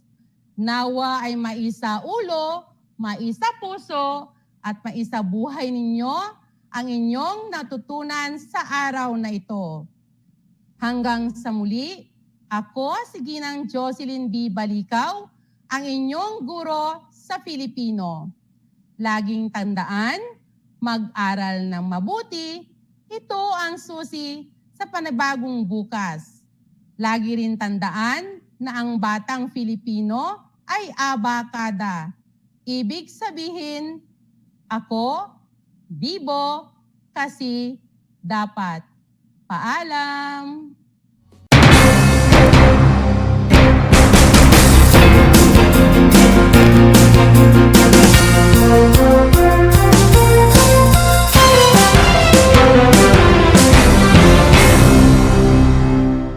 Bahagi mo Radyo Pilipino saan mang bahagi ng Pilipinas, saan mang bahagi ng mundo, ano mang uri ng pamumuhay, kabahagi mo Radyo Pilipino. Radyo Pilipino sumasahim papawid sa DWPR 1296 Dagupan, DZTC 828 Tarlac, DZLT 1188 Lucena, DZYN 1539 Mindoro, DWRL 1080 Legazpi, DWRN 657 Naga, DYRB 540 Cebu, DYRL 1035 Bacolod, DYRN 1134 Dumaguete, DXCO 1044 Cagayan de Oro, DXGS 765 General Santos, DXOC 1494 Ozamis, DXOW 981 Davao at Radio Filipino Podcast Center Manila.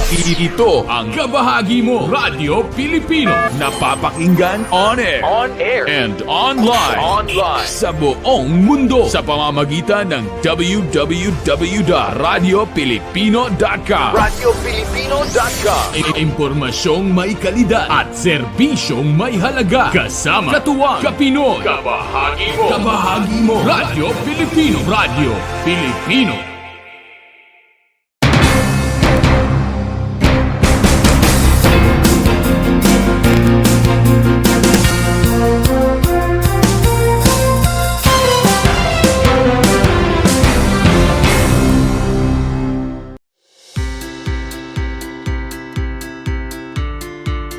upang matugunan ang mga kinakaharap na pagsubok ng mga guro at mag-aaral sa gitna ng kasalukuyang pandemya.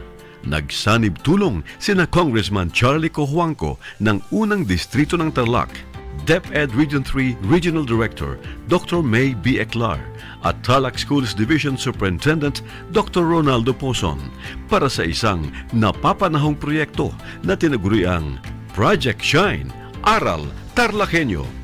Ang mga mag-aaral ng Grade 4 at Grade 5, ganun din ang Grades 8 and 9 sa buong probinsya ng Tarlac, kasalukuyang sumasailalim sa radio-based instruction. Katuwang ang himpilang DZTC 828 kHz AM at RTV Tarlac, Channel 26. Ang Tarlac po nangunguna po ngayon pagdating po sa radio-based instruction. Marami pong humahanga sa atin. I'm very happy this station, itong DCTC, could reach the whole of Region 3.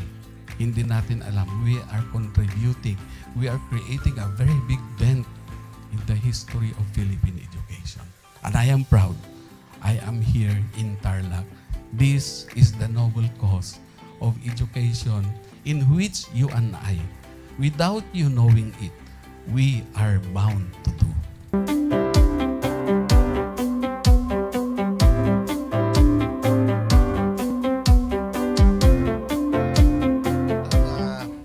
Project natin na Project Shine is a natural consequence dahil sa nangyari sa buong mundo. Let's continue to work together. I think it's very Filipino to practice bayanihan in anything or most of the things that we do. And this is a manifestation of that. No? We have private sector, we have DEPED, we have local government, all working together. And I hope the parents of some of these children, especially the parents that did not graduate from school or hindi nakapag-aral nung sila ay bata, sana naman gamitin na nila itong opportunity na mag-schooling na rin sila kasama ng mga anak nila para mag-bonding pati ang mga magulang sa mga bata. I look at this as doing God's work. Diba? So if you do God's work, it feels right. It's righteous. It's for good, not for evil. Good morning and happy learning, grade 4. Welcome to Aral TarlakHenyo here on RTV Tarlac, Channel 26. Simulcast over DZTC 828. Radio Filipino Tarlac. I am Teacher Mercy Pacheco Bognot. This is Alistair Aidatu. I am Marie Josephine B. Andrade. I am Teacher Princess Marie M. Dueñas, and I will be your teacher broadcaster for today.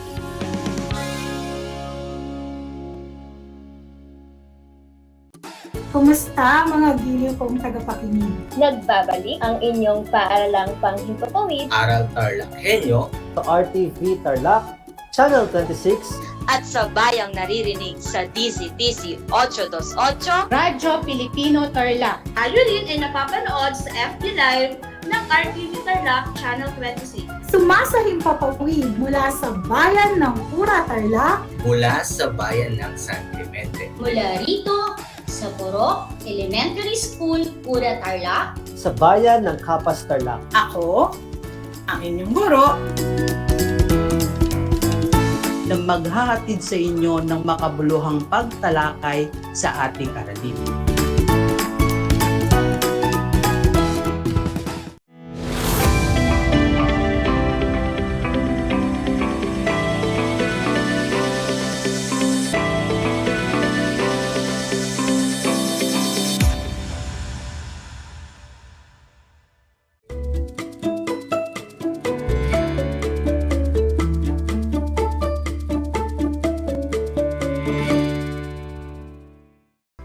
Welcome sa ating Project Shine, Aral TarlakHenyo ng STO Tarlac Province na kasalukuyang napapanood dito sa RTV Tarlac Channel 26 at sa bayang napapakinggan dito sa 828 AM DZTC Radyo Pilipino Tarlac.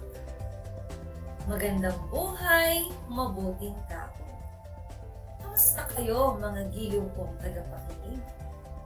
Ang aking pagbati at paghanga sa inyong pagpapahalaga sa edukasyon at pagpupursiging matapos ito nang nagtatagumpay sa kabila ng hamon ng pandemya. Ako ang inyong guro sa edukasyon sa pagpapakatao sa ikalimang baitang, Ginang Jesly R. Bautista. Sumasahim papawid mula sa bayan ng Victoria. Sasamahan at gagabayan ka sa Most Essential Learning Competency na nakapagpapakita ng iba't ibang paraan ng pasasalamat sa Diyos. Bago tayo dumako sa ating aralin, mayroon akong inihandang gawain upang ganahan kayo sa ating talakayan ngayong umaga. Ano ang inyong gagawin? Madali lang.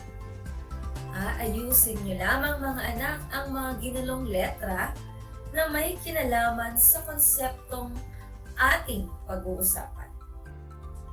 Maaari niyong isulat ang sagot sa papel para sa mga nakikinig at nanonood sa radyo at telebisyon. Sa mga kasama ko naman sa FB Live, maaari niyong gamitin ang ating comment section. Ngunit tulad ng lagi ko sinasabi, gamitin ito ng maayos. Game na ba kayo? Simulan na natin. Unang bilang, ano kaya ang salitang ito? P, A, S, S, A, L, M, A, T. Ano ang sagot? Ang sagot ay pasasalamat. Mahusay mga anak. Ikalawa, ano kaya ang salitang ito? P, A, N, A, M, T, L, A, T, A, Y, A. Ano kaya ang salitang mabubuo sa mga titik na yun? Ang salitang ito ay pananampalataya. Magaling. Susunod na salita, S, A, L, D, A. Ano kaya ang salitang ito kung ito ay ating aayusin? Ang nagulong salita ay dasal. Very good. Pang-apat na salita, D, Y, I, O, S. Ano ang iyong sagot? Ang sagot ay Diyos. Tama kayo. Ang huling bilang, ano kaya ito? Ang mga titig ay K, B, A, U, T, I, H, A, N. Ang tamang sagot ay kabutihan. Ang mga salitang iyan ay may kinalaman sa ating talakayan ngayong umaga. Nasasabik na ba kayong malaman kung ano ang kaugnayan ng mga ito? Mahusay kung gano'n. Kaya naman, umupo ng maayos at sisimulan natin ito sa pamamagitan ng pakikinig at pagbabasa sa ating maikling kwento. Ang pamagat ng ating kwento ay isang biyaya, sandaang pasasalamat. Tahimik at payapang namumuhay ang pamilya Gomez sa bayan ng Victoria. Mayroon silang sakahan na puno ng gulay at putas. Nagtutulungan si Tatay Nanding, Nanay Nina, kasama ang dalawang anak na sina Baste at Beth. Kilala sila sa buong barangay ng Kabuluan dahil bukod sa pag-ibig ay mapagbigay pa ang mga ito. Hindi sila mayaman, ngunit sila ay handang magbigay ng kanilang tulong sa abot ng kanilang makakaya, lalo na ngayong panahon ng pandemya. Naku, Manong Nanding, maraming salamat at nagkaroon ng community pantry dito sa ating barangay. Malaking tulong ito sa amin, lalo na nawalan ako ng trabaho. Ito may talong na ako, itlog na lang ang kulang, torta na. Oo nga, paring Nanding, maraming salamat at hindi ko napaproblemahin pa ang ulam namin ngayong umaga. Ako rin, mayroon ng kalabasa at sitaw. Masarap ito sa pinakbet. Paborito ito ng mga anak ko, isang munggo. Masarap na, mas sustansya pa. Sana ay pagpalain kayo ng may kapal sa inyong kabutihan. Walang problema dun mga kapitbahay. Hindi man kalakihan ang aking sinasaka, ngunit sobra-sobra ang mga inani naming gulay, kaya ibinabahagi ko naman ito sa iba. Salamat sa Diyos at maganda ang ani ngayong taon na ito. Sino ba ang magtutulungan? Kundi tayo din naman. Nagpatuloy ang maging community pantry ng pamilya Gomez, katuwang niya sa pagsasaayos ng mga ipinamimigay na gulay ang mga anak na sina Beth at Baste. Ay, Nay, hindi po ba tayo hihingi ng bayad sa mga gulay na pinamimigay natin? Bunso, isa itong kawang gawa. Ibig sabihin, ito ay libre at walang bayad. Tama ang kuya mo, anak. Isa itong paraan ng pagpapakita ng pasasalamat natin sa Diyos. Sapagkat kahit pandemya, sapat pa rin ang ating pagkain. Hindi niya tayo pinapabayaan. Kaya mga anak, matuto tayong magpasalamat sa Diyos sa lahat ng biyayang ating natatanggap araw-araw. Marami tayong mga biyaya na galing sa Diyos ang hindi natin namamalayan. Tulad ng itong gulay? Oo, ang gulay ay pagkain. Kung wala tayong pagkain, magugutom tayo, hindi ba? Mayroon tayong damit na naisusuot at may tahan na tayong nasisiluan. O di ba? Libre.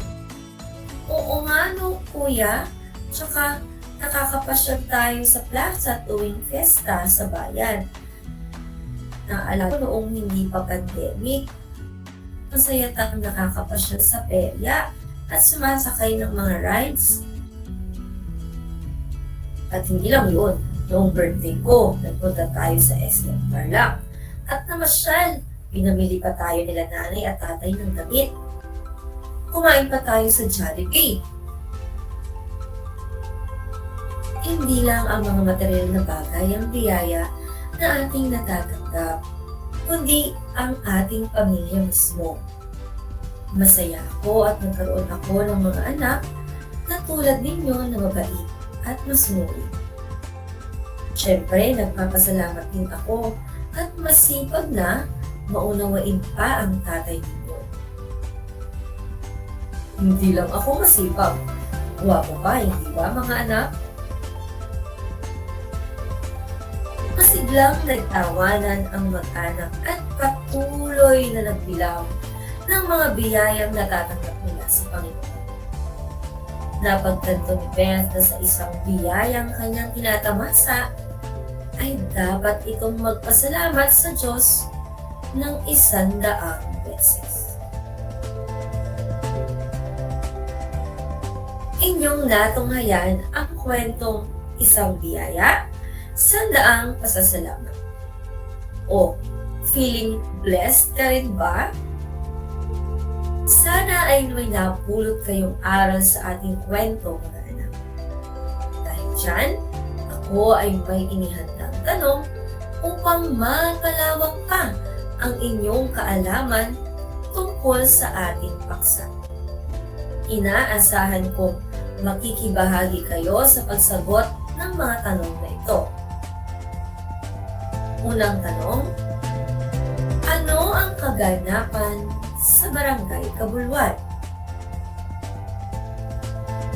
Ang sagot, mayroong community pantry sa Barangay Kabuluan. Ikalawang tanong, sino ang nag-organisa nito? Ang nag-organisa ng community pantry ay ang mag-anak na Gomez. Ganito rin ba ang inyong sinulat sa inyong papel? Mahusay. Ikatlong tanong naman, bakit kaya sila nag-organisa ng ganitong gawain? Ginawa ito ng mag-anak na Gomez bilang isang pasasalamat sa Diyos dahil sa maganda nilang ani ng kanilang pananim na gulay. Ganito rin ba ang sinulat ninyo? Magaling! Ika-4 na tanong, ano-ano ang mga itinuturing nilang biyaya na kanilang pinasasalamatan? Ang mga itinuturing nilang biyaya ay mga simpleng bagay na kanilang pinapasalamatan ay ang mga sumusunod. Pagkain sa kanilang hapag, masaganang ani, tahanang masisilungan, ang kasuotan ng kanilang damit, maging ang kanilang pamamasyal, at higit sa lahat, ang kanilang pamilya. Ipinagpapasalamat mo rin ba ang mga ito? Mabuti kung gano'n. At sa huling katanungan, ano ang mensaheng nais iparating ng kwento?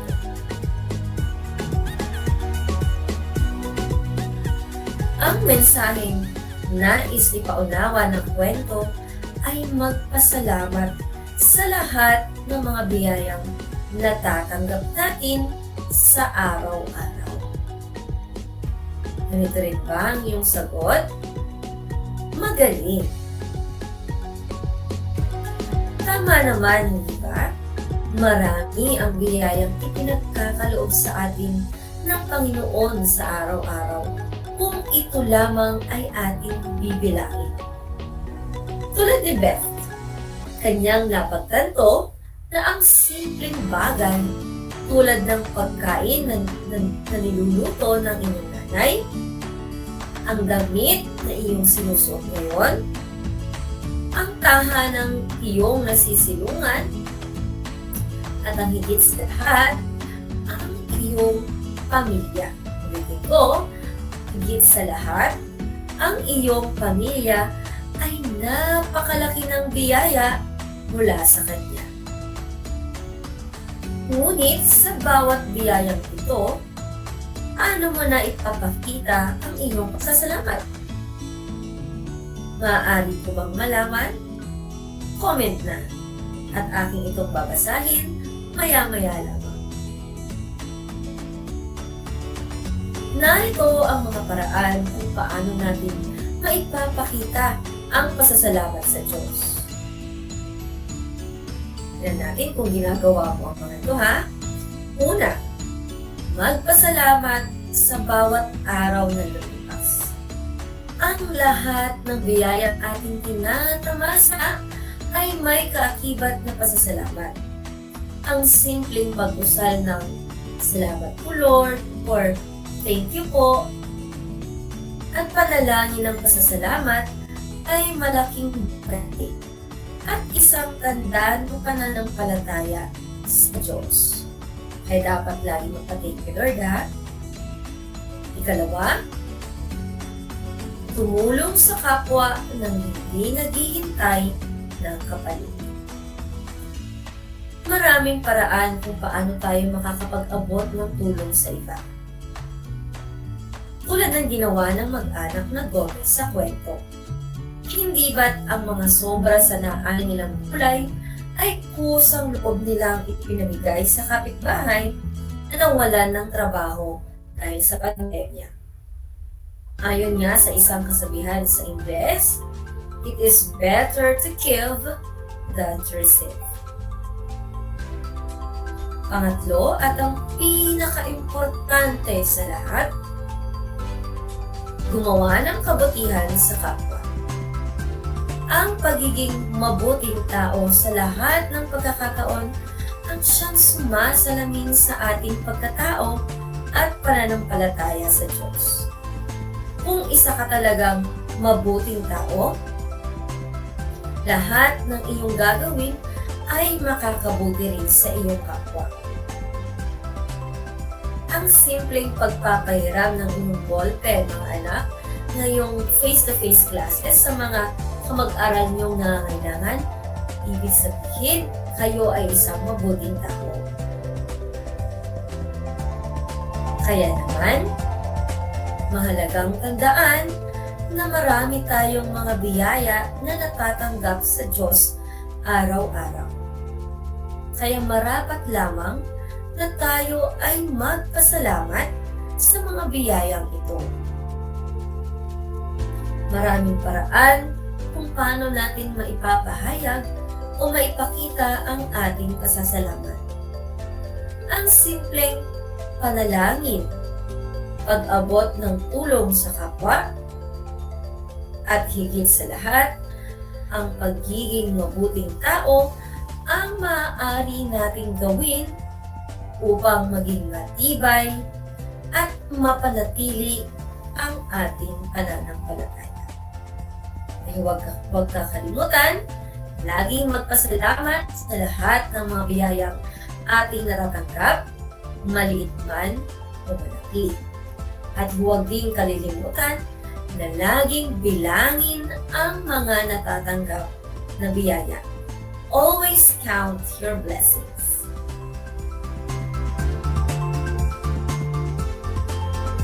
Ayan mga anak, binabati ko kayo sapagkat inyong nabatid ang paraan ng pasasalamat sa Diyos. Kaya't oras na upang tasahin at sukatin ang kaalaman at kabutihang natutuhan ninyo ngayong araw.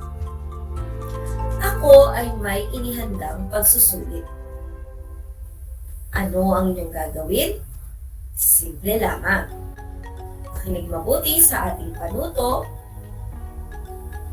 Ang panuto natin ay isulat ang tama kung ang pangungusap ay naglalarawan ng pasasalamat sa Diyos at mali naman kung hindi.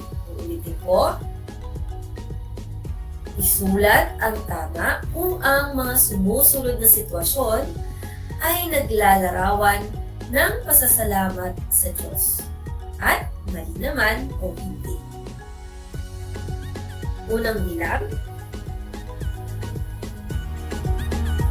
isa sa mga biktima ng bagyo ang mag-anak ni Loida.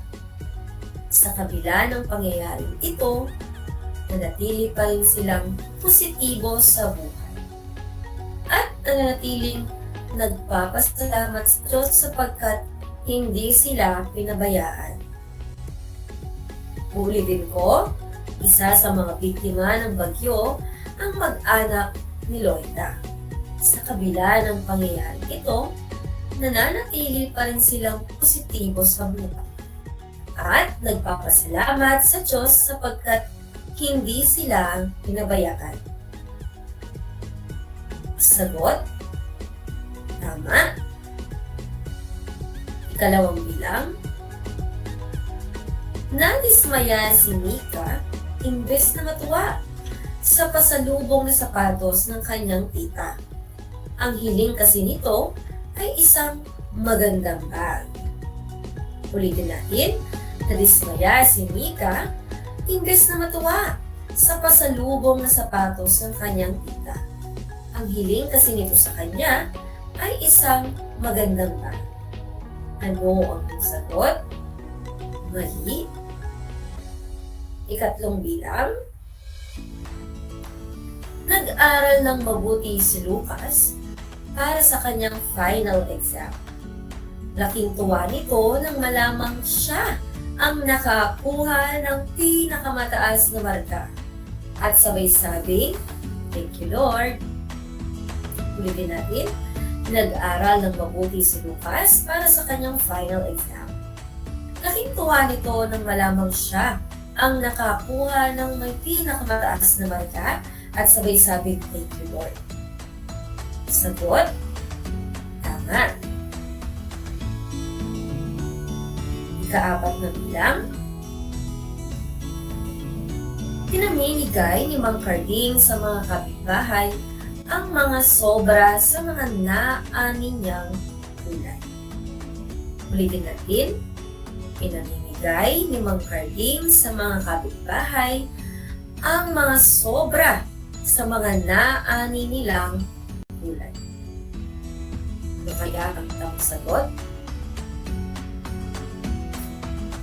Ang sagot ay tama. At ang pinakahuling bilang, makinig mabuti.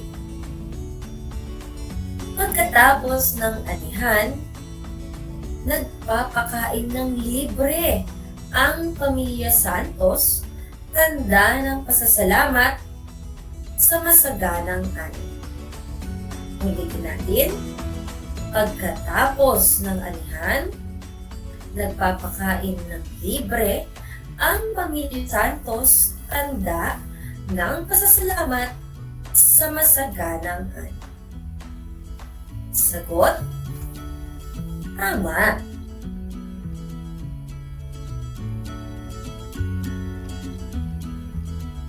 Binabati ko kayong lahat, mga anak, sapagkat alam kong nakuha ninyong lahat ang tamang sagot. Kaya naman mula sa akin ay tanggapin ninyo ang mga papuri. Kayo ay magaling, mahusay at mabuting tao. Mga anak, ako ay naghanda ng gawain at refleksyon sa inyong learning activities. Inaasahan ko na ito ay inyong sasagutan ng buong sigasig at sa abot ng inyong makakaya. Sakali man na kailanganin ninyo ang patnubay ng inyong kapamilya at guro, huwag kayong mag-atubiling sila ay tawagan upang kayo ay magabayan ng tama. Sabi nga nila, marunong ang nagtatanong. Kaya naman, panalangin ko na anumang higit lalo ang mga aral sa buhay na inyong natutuhan sa araw na ito ay inyong maisabuhay araw-araw. Muli, ako ang inyong guro sa edukasyon sa pagpapakatao sa ikalimang baitang, Inang Jeslie R. Bautista, nagpapaalala na piliing maging mabuting tao sa lahat ng panahon at pagkakataon. Hanggang sa muli!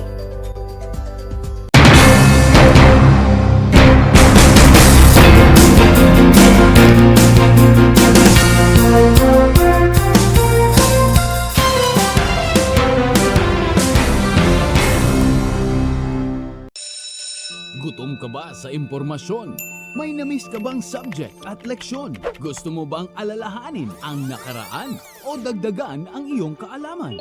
Lahat yan alamin natin because the professor is in. Professor on air and online. Kasama si Professor Willie Perez. Isang oras na kaalaman, isang oras na makabuluhan. Professor on air. Mamangha at tumawa sa mga tips at trivia. Sa gabay at tanong, sagot ka rin niya. Professor on air and online. Kasama si Professor Willie Perez. Tuwing Sabado, alas 10 hanggang alas 11 ng umaga. Mapapakinggan sa Radyo Pilipino at mapapanood sa RTV Tarlac Channel 26. Professor on air.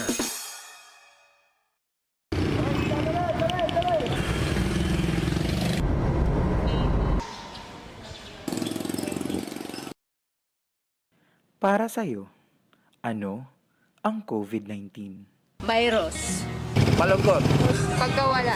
Pandemya. Ito isang pahirap. COVID-19 para kanyak kat peligro.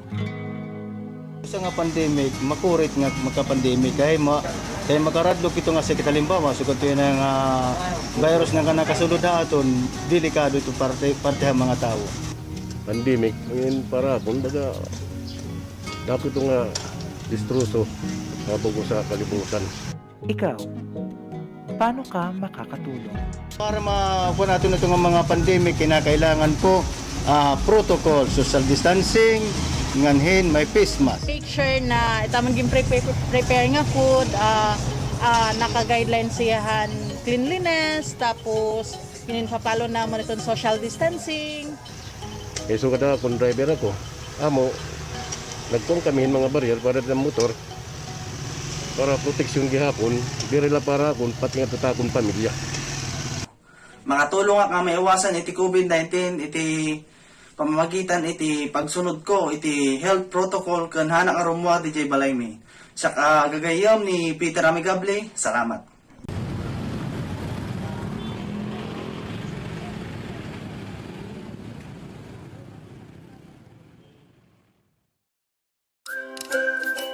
Alam niyo ba na ang Great Barrier Reef ay ang pinakamalaking living structure on Earth? Matatagpuan ito sa baybayin ng Queensland sa Australia. Ito ay pinamamahayan ng 3,000 coral reefs at 900 coral islands na matatagpuan sa ilalim ng Coral Sea.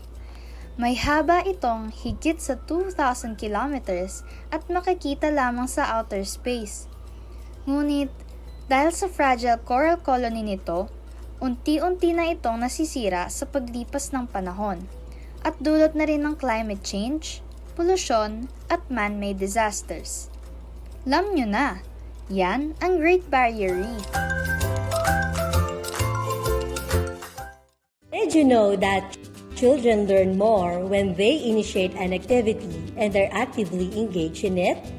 This is your science teacher broadcaster, Princess Diana L. Ronquillo for Aral TarlakHenyo.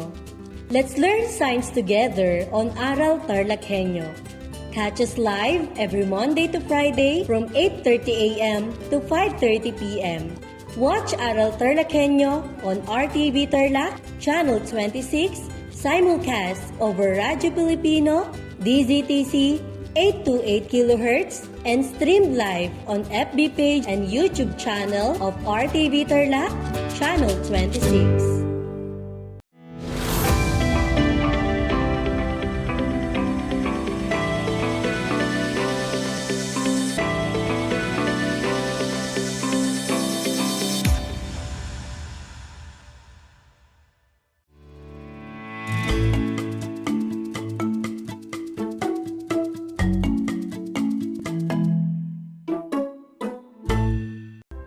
Welcome to Aral TarlakHenyo here on RTV Tarlac Channel 26, simulcast over DZTC Radyo Pilipino Tarlac and live via Facebook page of RTV Tarlac Channel 26.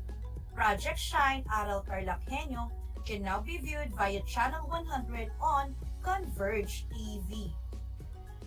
Hello everyone! Especially to grade 5 learners who are joining us in this live broadcast on FB, TV, and radio.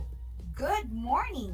I am Teacher Gwyneth Ayumo, your teacher, broadcaster, and guide as you explore Science 5, broadcasting live from the municipality of Capas, Tarlac. For your questions and clarifications, just send them at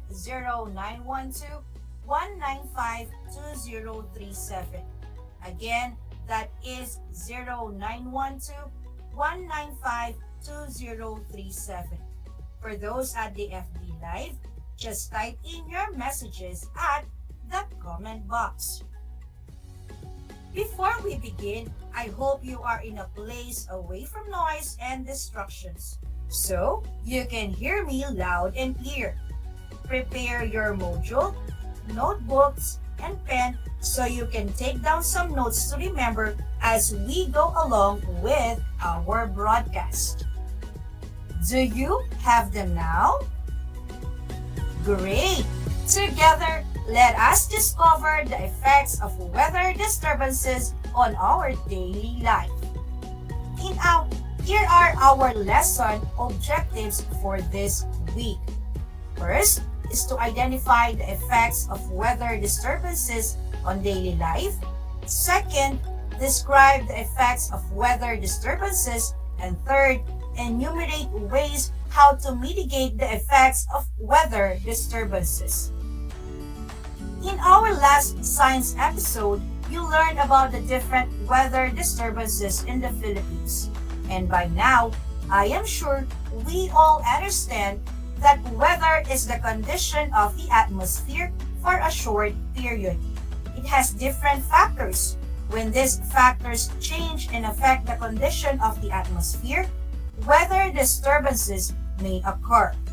Before we proceed, let us recall the topics discussed by answering our first activity. Let me read the direction. Choose the letter of the correct answer to each of the following questions that I will be reading for you. Write the answers in your science notebooks. Again, choose the letter of the correct answer to each of the questions that I will be reading for you. Write the answers in your science notebook. For those who are watching us via Facebook Live, you can type your answers in the comments section. You would be given 3 seconds to answer each number. Are you ready? Let us begin. Now let us have number 1. Number 1, it refers to the disruption of the stable condition of the atmosphere. Again, it refers to the disruption of the stable condition of the atmosphere. Is it letter A, flash floods, letter B, landslides, letter C, storm surge, and letter D, weather disturbance? Okay, what is your answer? It is letter D, weather disturbance. Weather disturbance refers to the disruption of the stable condition of the atmosphere. Moving on to number 2. Number 2, it is an intense tropical cyclone with a maximum speed of exceeding 218 kilometers per hour. Again, it is an intense tropical cyclone with a maximum speed exceeding 218 kilometers per hour. Is it letter A, tropical depression, letter B, tropical disturbance, letter C, tropical storm, and letter D, typhoon? The answer for number 2 is letter D, typhoon. A typhoon is an intense tropical cyclone with a maximum speed exceeding 203. The government agency that warns the people of an approaching typhoon. Again, the government agency that warns the people of an approaching typhoon. Is it letter A, DENR, letter B, DEPED, letter C, Pag-asa, and letter D, FIVOLS? What is the answer? The answer is letter C, Pag-asa. It is the government agency that warns the people of an approaching typhoon. Moving on to number 4. The strength of the tropical cyclone depends on the blank. Again, the strength of the tropical cyclone depends on the blank. A, minimum speed of winds near the center. B, maximum speed of wind near the center. And letter C, the cloudiness near the center. D, none of the above. In number 4, the answer is letter B, maximum speed of wind near the center. Moving on to number 5. Typhoon signals are raised according to blank. Again, typhoon signals are raised according to blank. Is it letter A, strength of the wind? Letter B, strength and speed of the wind? Letter C, speed of the wind? And letter D, none of the above. What is the answer? The answer for number 5 is letter B, the strength and speed of the wind. That was a good start, kids. How many correct answers did you get? I hope you got a perfect score for that. Now that you already know about the different weather disturbances in the Philippines, we move on to another interesting topic in Science 5, which is the continuation of our topic last Monday. But this time, we focus on the effects of weather disturbances on our daily lives.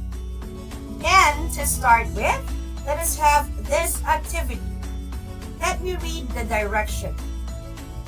Arrange the jumbled words to identify the clues relating to our topic for today.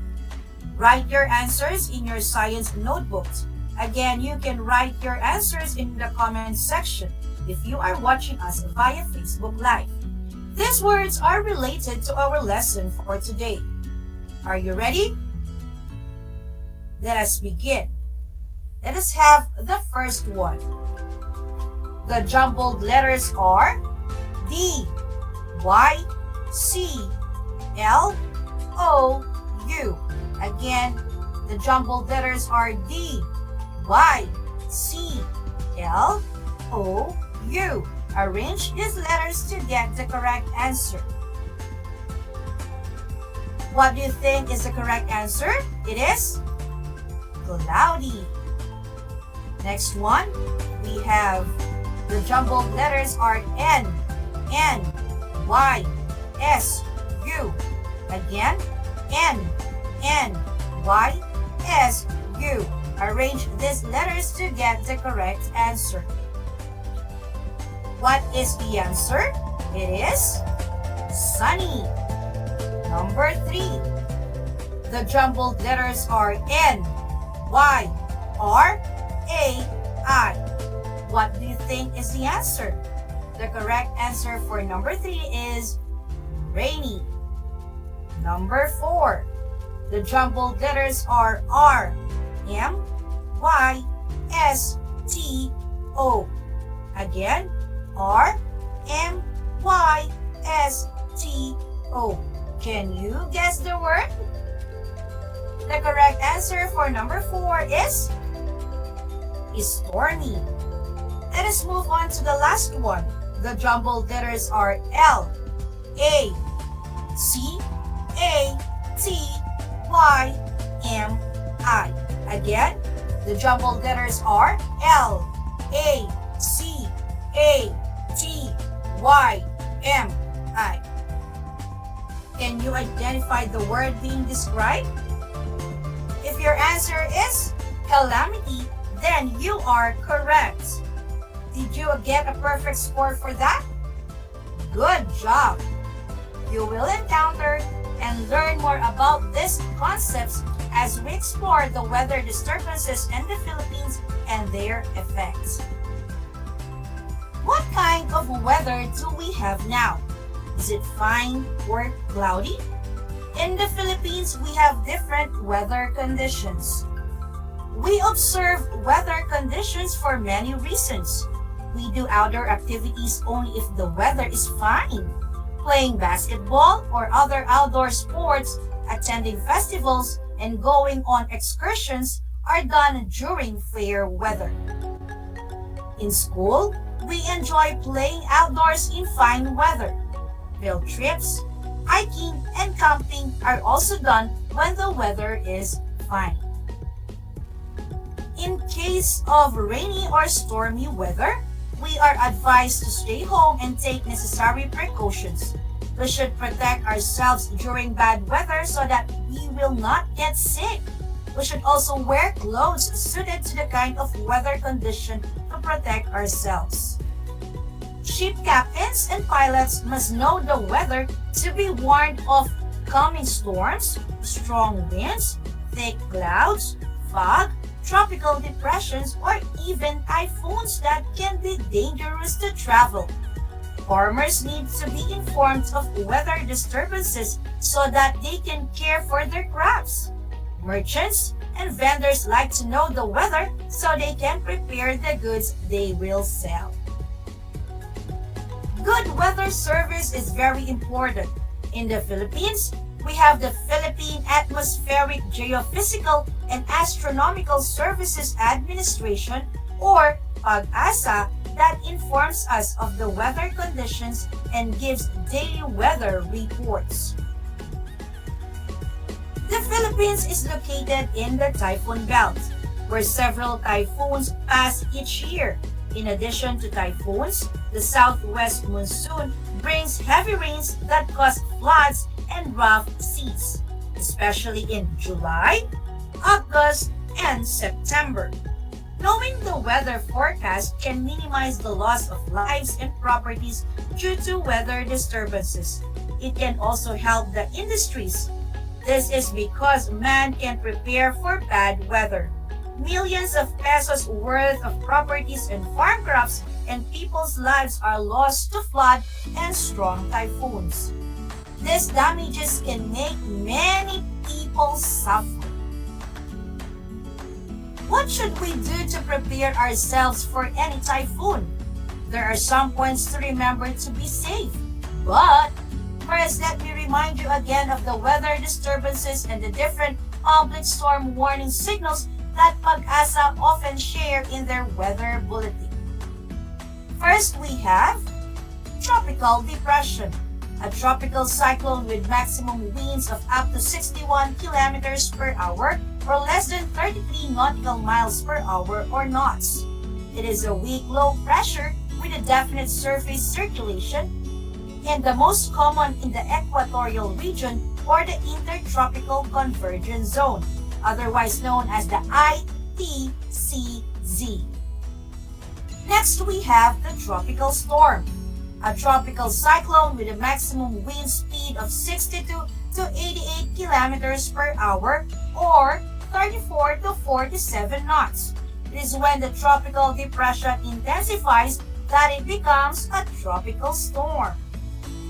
Next, we have the severe tropical storm, a tropical cyclone with a maximum wind speed of 89 to 117 kilometers per hour or 48 to 63 knots. It is more organized and more circular. And we have then the typhoon. It is a tropical cyclone with a maximum wind speed of 118 to 220 kilometers per hour or 64 to 120 knots. It is most of the time accompanied by heavy rains and strong winds. The occurrence of tropical cyclones affects the environment. Hence, PAG-ASA closely observes any change in the atmosphere. The agency gives people regular updates on the weather condition. Typhoon signals warn people of the coming typhoon through their regular weather bulletins.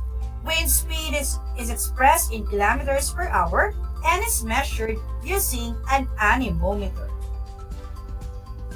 Here are the latest types and descriptions of different public storm warning signals, otherwise known as the PSWS. We have PSWS number 1, or the Public Storm Warning Signal number 1.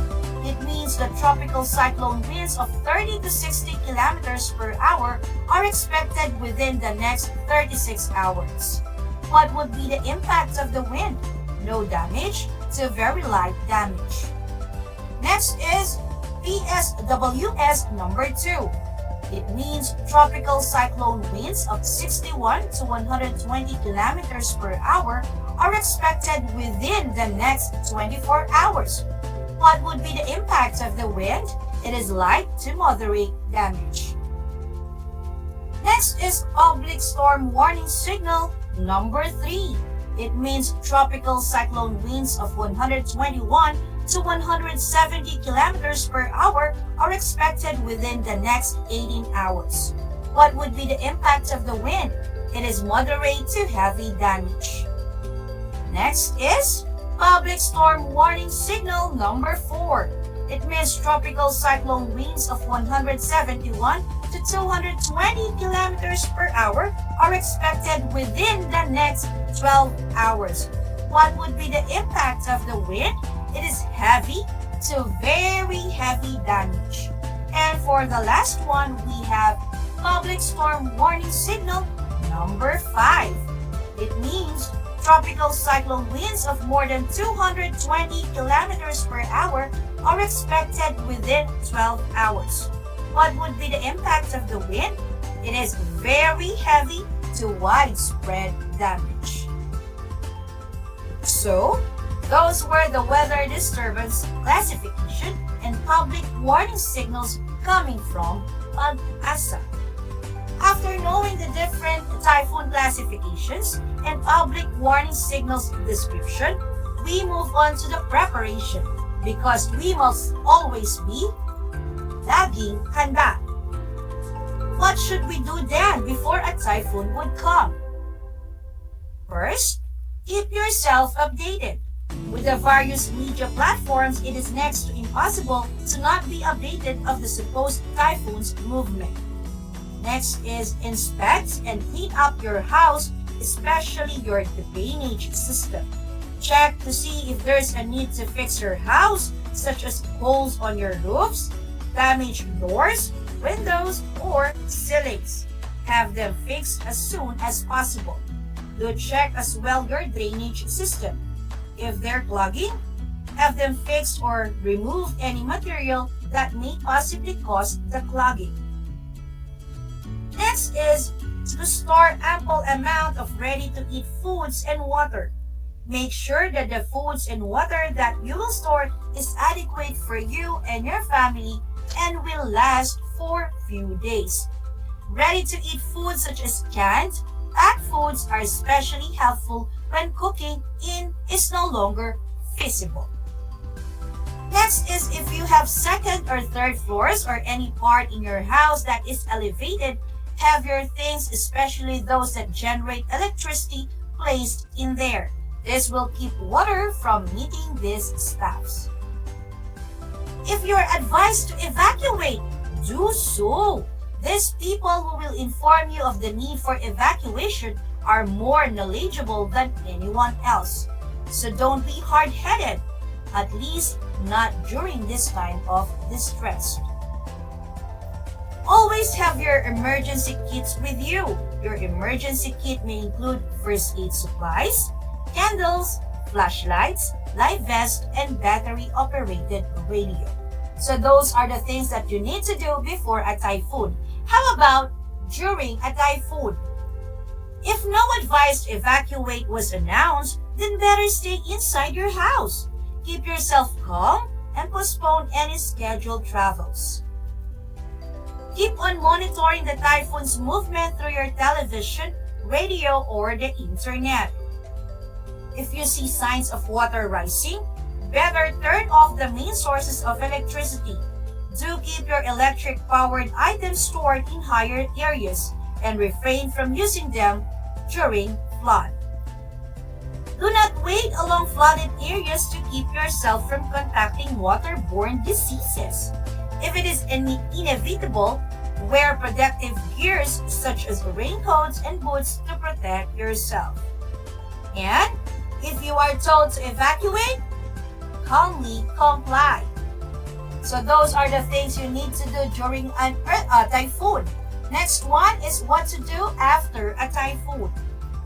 Monitor and update yourself with the progress of the typhoon through radio, television, or the internet, should this be accessible.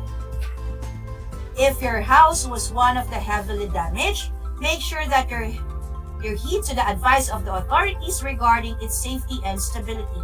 If they are uncertain of your house condition, do not go yet. If the house didn't have that much damage, have your house inspected and do the needed repairs immediately. Just be safe in inspecting your house and avoid scattered debris. Watch out for live wires or any electrical outlet that may be submerged in water. If you don't have the sufficient knowledge on electrical wirings, have an eligible person inspect these wires as well as your appliances before you actually use them again. Next is wear protective gear such as boots. Waterborne diseases such as leptospirosis do not only spread out during typhoon, but also after typhoon.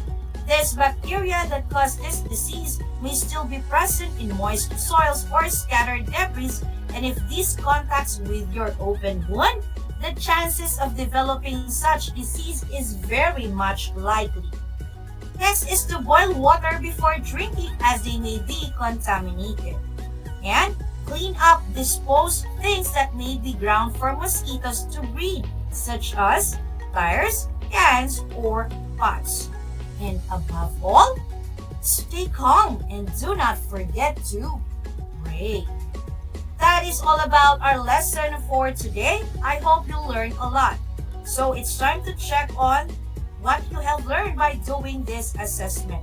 Kindly turn your module on page 13 and 14. Direction: draw a happy face if the activity would help lessen the effects of the storm, and a sad face if not. Write your answers in your science notebook. So let us take a look at the first picture. The first picture is a man holding a chainsaw near a tree. Again, it is a picture of a man holding a chainsaw near a tree. Is it happy face or sad face? Number 2. It is a picture of a group cleaning the surroundings. Again, it is a picture of a group. Picture is the picture of 3 trash cans with proper label. Again, it's a picture of 3 trash cans with proper label. Is it happy face or sad face? The fourth picture, it is a picture of a bulldozer about to carry rocks. Again, it's a picture of a bulldozer about to carry rocks. Is it happy face or sad face? And for the fifth picture, it is planting trees. Again, for the fifth picture, it is planting trees. Is it happy face or sad face? Are you done? Let us check the answers. For number 1, it is sad face. Number 2, happy face. 3, happy face. 4, sad face. And 5, happy face. Let me congratulate you on accomplishing the assessment. I hope you got nice scores. I am confident that you now fully understand our lesson for this week. Now for your homework, as a student, give at least 3 activities that can be done during good and bad weather. Write your answers in your science notebook. So, that concludes our broadcast for today. For those of you who are sending their answers, questions, and messages using the comment section of our Facebook Live, I will check them out later after our session. Thank you so much for joining me this week for the fun learning experience in Science 5. For in science, always follow your imagination where it allows you to go. I am Teacher Gwyneth A. Payumo, your teacher broadcaster and your learning buddy for Science Grade 5. Thank you so much!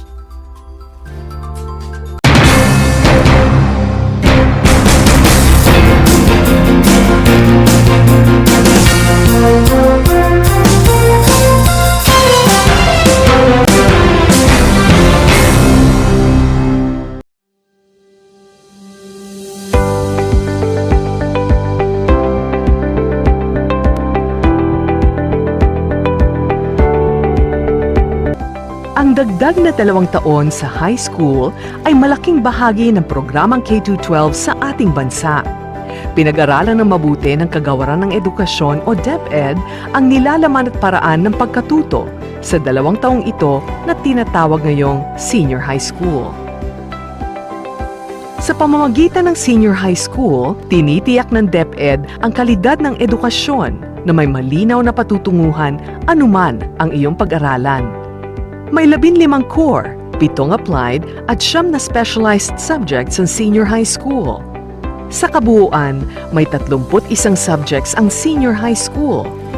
Katumbas ito ng 4 na semestre na may 2 quarter bawat semestre. Ang mga paksa sa bawat aralin ay mahalaga upang maihanda ang mga mag-aaral sa 4 na curriculum exit gaya ng kolehiyo, trabaho, middle-level skills development at negosyo. Kahit anong track ang piliin ng isang mag-aaral, maaari siyang magpatuloy sa alinman sa 4 na posibleng curriculum exit. Mayroong 4 na track ang senior high school. 1. Academic track. 2. Technical Vocational Livelihood track. 3. Arts and Design track. At 4. Sports track. Mahalagang tandaan na hindi lahat ng paaralan ay kumpleto ng lahat ng tracks at strands. Kailangang suriing mabuti ng mga magulang at mag-aaral kung anong track o strand ang mayroon sa kanilang lugar na naaayon sa iba't ibang konsiderasyon gaya ng hilig, interes, kakayahan ng mag-aaral at marami pang iba. Makipag-ugnayan sa pinakamalapit na senior high school sa inyong lugar upang malaman ang kanilang ino-offer na tracks at strands. Upang matulungan ng mga mag-aaral na maunawaan ang pagpaplano sa kanilang hinaharap, ang Department of Education ay naglunsad ng Homeroom Guidance, kung saan nakapaloob ang Career Development Domain. Tumutulong itong mahubog ang mga mahalagang kaalaman, kasanayan, pag-uugali at pagbubuo ng mga plano at desisyon para sa kanilang buhay. Kung kayo ay may mga katanungan o paglilinaw tungkol sa senior high school tracks and strands, maaari kayong makipag-ugnayan sa inyong career guidance advocate o guidance counselor. Hangad namin ang inyong tagumpay!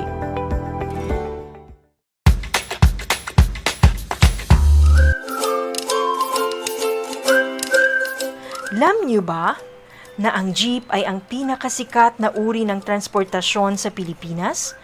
May nagsasabi na ang pangalang jeep ay hango sa salitang jeepy na ang ibig sabihin ay general purpose or government purpose na naglalarawan ng military jeep na ginamit noong World War II.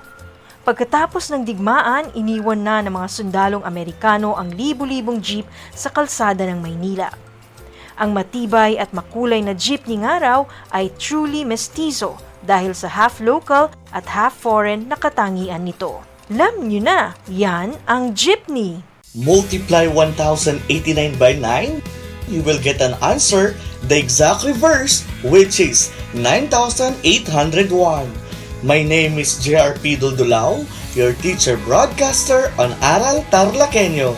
For more math trivia and answers to your math questions, catch Aral TarlakHenyo every Monday to Friday from 8:30 a.m. to 5:30 p.m.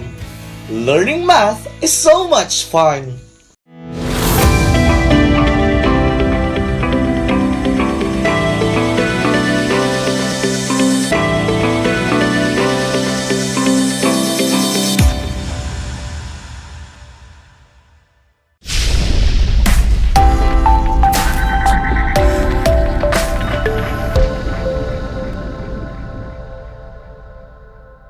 Good morning, everyone! Good morning, my dear Grade 5 learners! Welcome to Aral TarlakHenyo here on RTV Tarlac Channel 26 and Channel 100 of Converge Cable TV. Simulcast over DCTC 828 Radyo Pilipino Tarlac. I am Teacher Raymar B. Pedroche, your teacher broadcaster for Mathematics Grade 5. This school, Santa Ignacia South District. Last time, with teacher Marlon G. Pexon, who is watching right now, we talked about solving routine and non-routine word problems involving volume of a cube in real-life situation using appropriate strategies and tools. And today, we will be discussing about solving routine and non-routine word problems involving rectangular prism in real-life situation using appropriate strategies and tools. I hope you are doing great today. I'm sure you are excited for another 25 minutes of exciting and fun learning in mathematics. So I want you to find your comfortable place so that you can listen properly and attentively and actively participate in today's lesson. Prepare your pencil or ball pen, your notebook and paper. Also bring with you your water bottle to keep hydrated. To measure your learning of the previous lessons, let's have a 3-item review. In this activity, all you have to do is to listen to every question carefully and write it on your answer sheets. And if you are watching live on Facebook, please feel free to comment your answer. I can see some watchers who are greeting and are excited for today's episode. Good morning to Rihanna Isabel Ulsame, Jane Nicole Garcia, Cyron Bautista, Andrea Ulsame, Romilin Bautista, Dave Allen Oriente.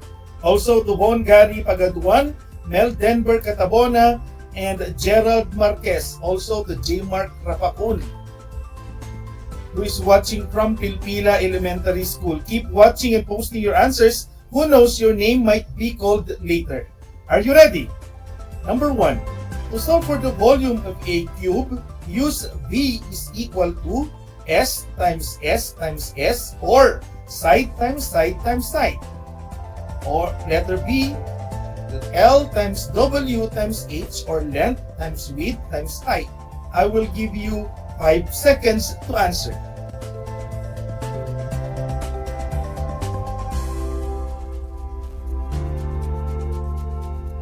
Time's up. To and Andrea Ulsame and Romilin Bautista, your answers are correct. The answer is letter A. The formula in solving for the volume of a cube is V is equal to S times S times S. Good job, kids! Number 2. The 4-step method in solving word problems are understand, plan, blank, and blank. Is it A, simplify and compute, or B, solve and check? I will give you 5 seconds to answer.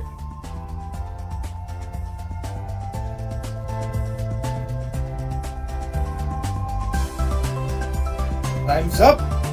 The answer is the 4-step method in solving word problems are understand, plan, solve, and check.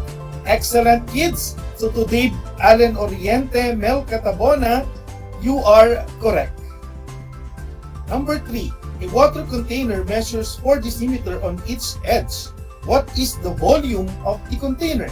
Is it A, 32 cubic decimeters, or B, 64 cubic decimeters? I will give you 10 seconds to answer.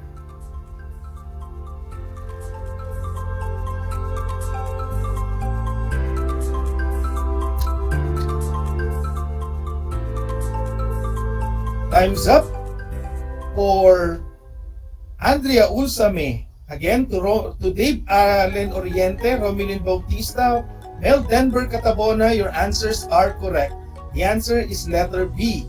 The volume of the container is 64 cubic decimeters. Great job, kids!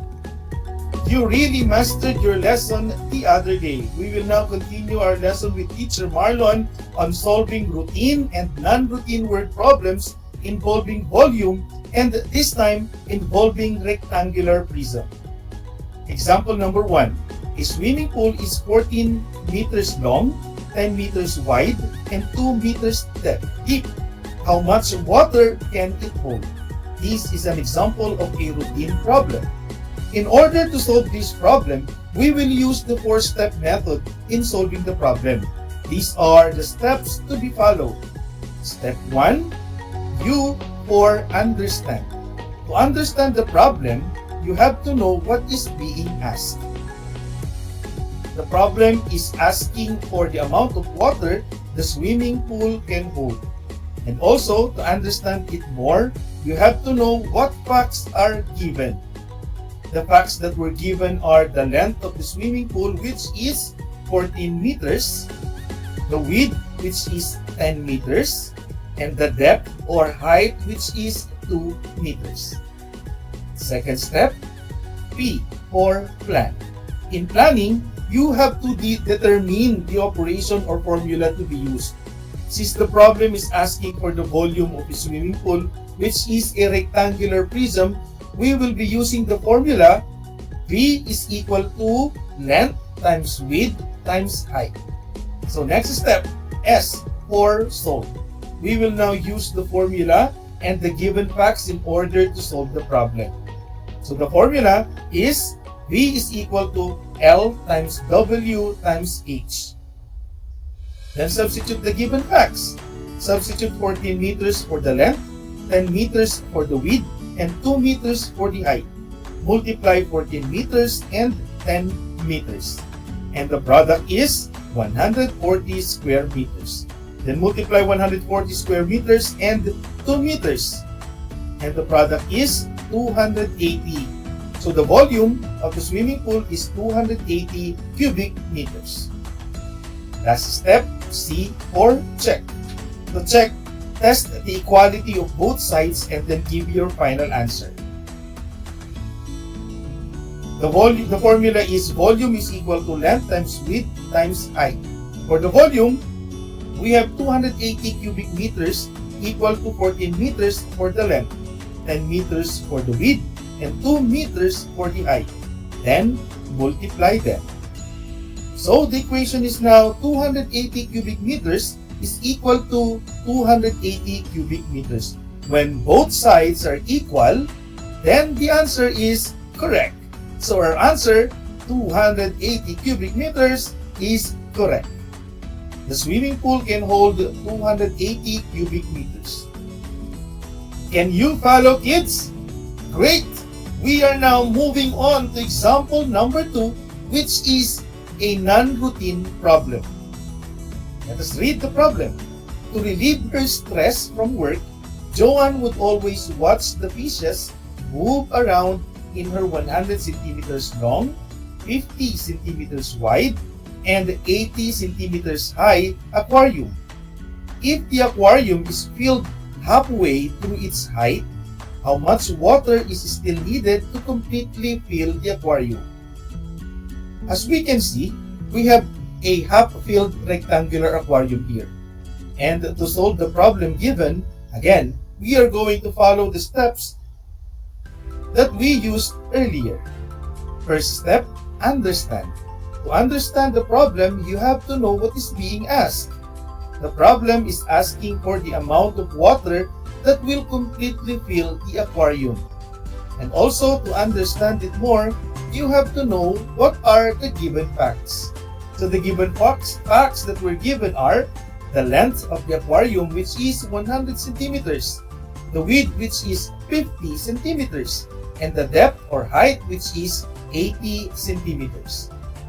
As you can see, using the given facts will only give us the volume of the aquarium. But what is being asked in the problem is the volume of the water that will completely fill this aquarium, since it is only half filled.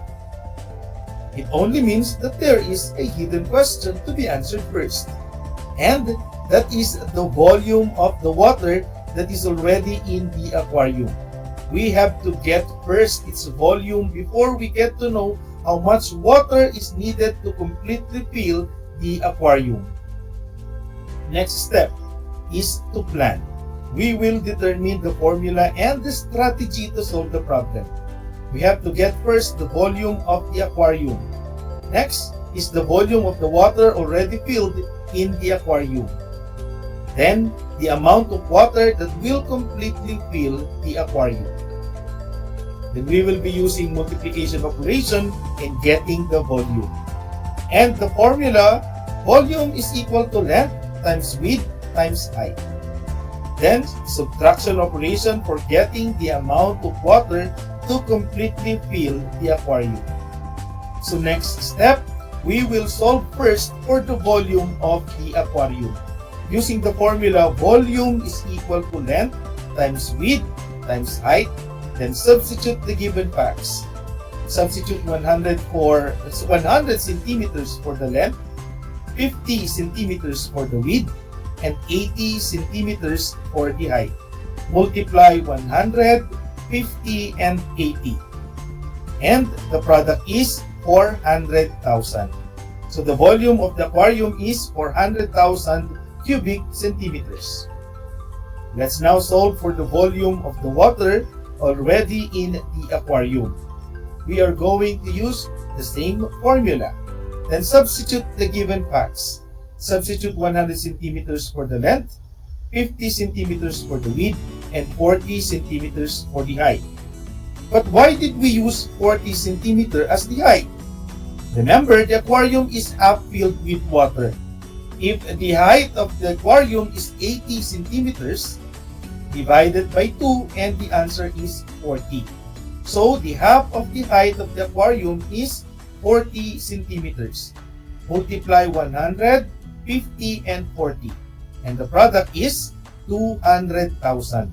So the volume of the water already in the aquarium is 200,000 cubic centimeters. To know the amount of water that will completely fill the aquarium, we will subtract the amount of water already in the aquarium from the volume of the aquarium. So 400,000 cubic centimeters minus 200 cubic centimeters is equal to 200,000 cubic centimeters. So the amount of water that will completely fill the aquarium is 200,000 cubic centimeters. For the last step, check. We will test the quality of both sides. The volume of the aquarium must be equal to the volume of water already in the aquarium, plus the volume of water to completely fill the aquarium.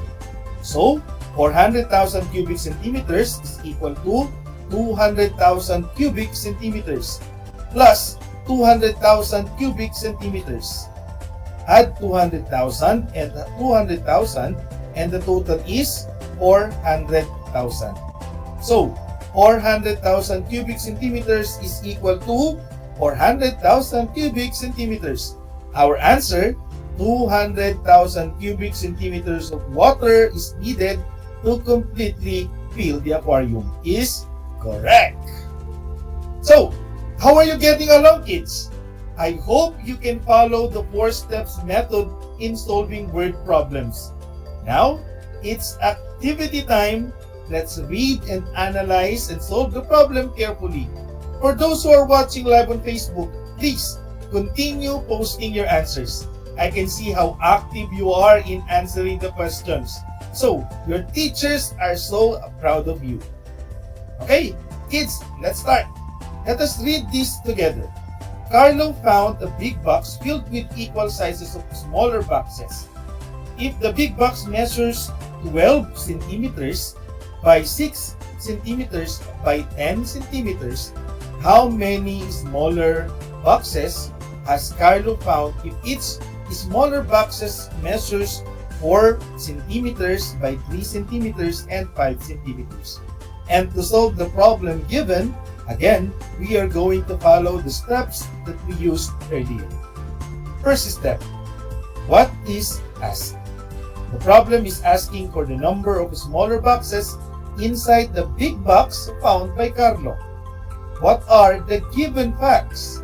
The given facts that were given are the length of the big box, which is 12 centimeters, and the width, which is 6 centimeters, and the height, which is 10 centimeters. And for the small box, the length is 4 centimeters, the width is 3 centimeters, and the height is 5 centimeters. So, what is the hidden question, if there is? Yes, we need to find the volume of the big box and the smaller box. So next step is to plan. We will determine the formula and the strategy to solve the problem. We are going to use a tabular representation to solve for the problem. So next step, let's solve. Let's fill in the box with the given. Divide the measurement of each dimension of the big box by the dimension of the smaller box. The length of the big box, which is 12 centimeters, divided by the length of the smaller box, which is 4 centimeters. And the quotient is 3 centimeters. The width of the big box, which is 6 centimeters, divided by the width of the smaller box, which is 3 centimeters. And the quotient is 2. And the height of the big box, which is 10 centimeters, divided by the height of the smaller box, which is 5 centimeters. And the quotient is 2. Multiply 3, 2, and 2, and the product is 12. There are 12 smaller boxes inside the big box found by Carlo. For the last step, let us check. If the big box has 12 centimeters length, 6 centimeters width, and 10 centimeters high, using the same formula, V is equal to length times width times height, substitute the given facts. Multiply them. Then the volume of the big box, which is 720 cubic centimeters. For the smaller box, the length is 4 centimeters, the width is 3 centimeters, and the height is 5 centimeters. Again, using the same formula. Substitute the given. Then multiply them. Then the volume of the smaller box is 60 cubic centimeters. To find the number of smaller boxes inside the big box, we need to divide their volume. 720 cubic centimeters divided by 60 cubic centimeters.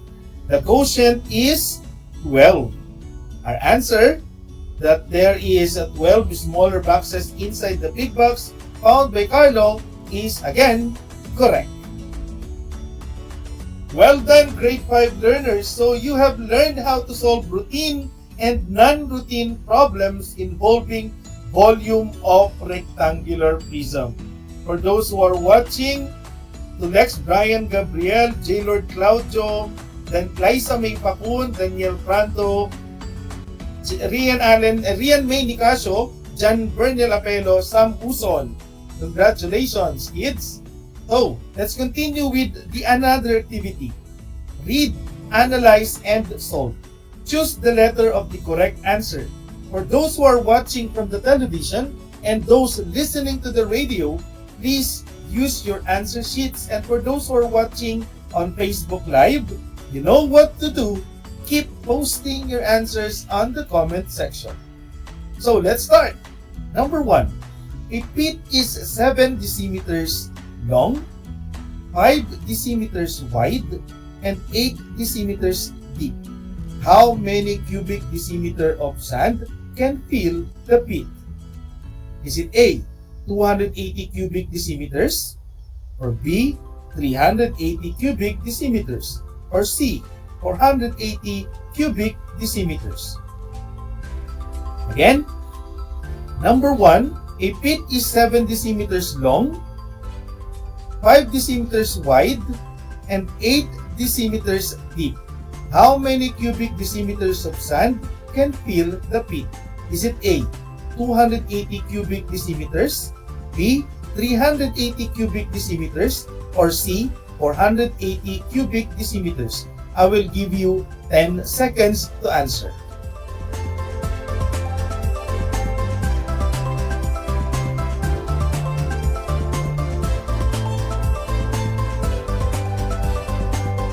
Time's up. So, to Romilin Bautista, Ryan or Arnel Prando, you are correct. The answer is 280 cubic decimeters of sand can fill the pit. Again, to Clyde Isaiah Manglikmot, Alvin Dave Nicolas, John Russell C., you are also correct. Number 2. A box of milk is 9 centimeters long, 8 centimeters wide, and 18 centimeter high. Find its volume. Is it A, 1,269 cubic centimeters?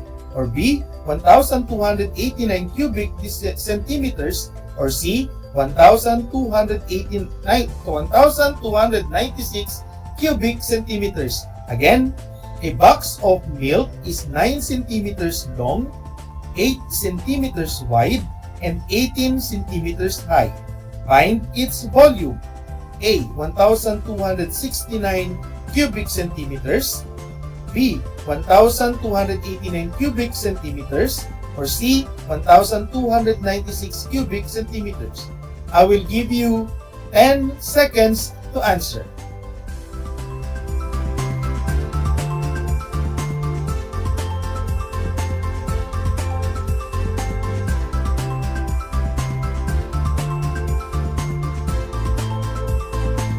So, time's up. Next, Brian Gabriel Vero, your answer is correct. Cyron Bautista, your answer is also correct. Romeline and Clyde Panglikmot, you are also correct. So the answer is C. The volume of the box is 1,296 cubic centimeters. Good job, kids! And for number 3, a water tank is 0.8 meters long, 0.6 meters wide, and 1 meter high. If the tank is half full, how many cubic centimeters of water does it hold? Is it A, 48,000 cubic centimeters? Or B, 24,000 cubic centimeters? Or C, 240,000 cubic centimeters? Again, a water tank is 0.8 meters long, 0.6 meters wide, and 1 meter high. If the tank is half full, how many cubic centimeters of water does it hold? Again, another 10 seconds for you to answer.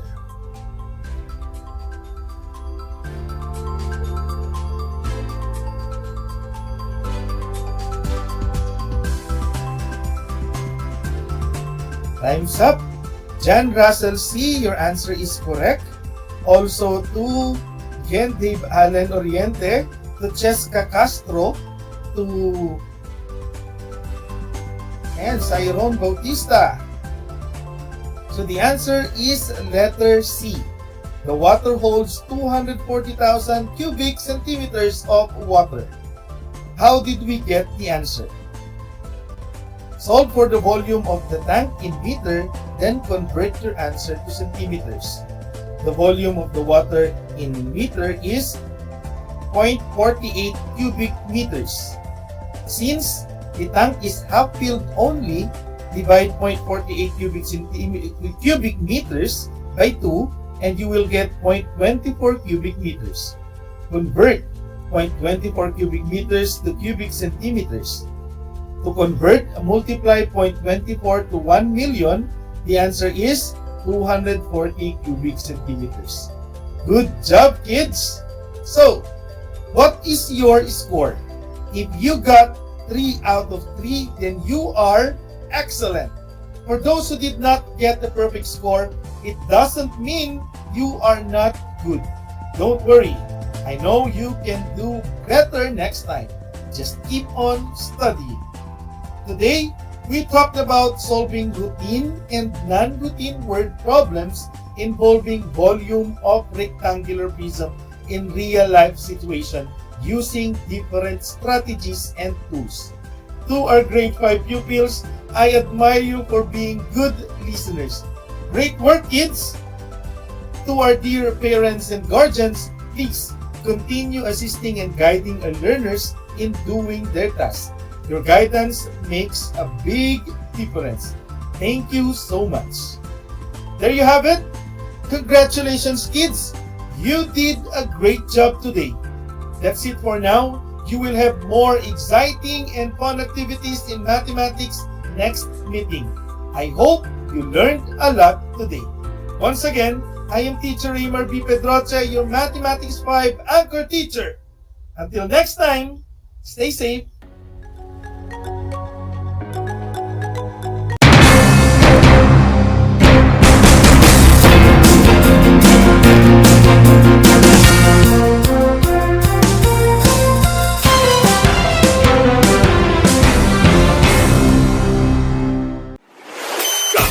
Bahagi mo. Radyo Pilipino.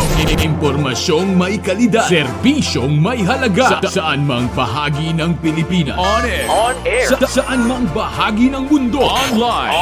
Ano mang uri ng pamumuhay. Kasama. Katuwang. Kapinoy. Kabahagi mo. Radyo Pilipino. Radyo Pilipino.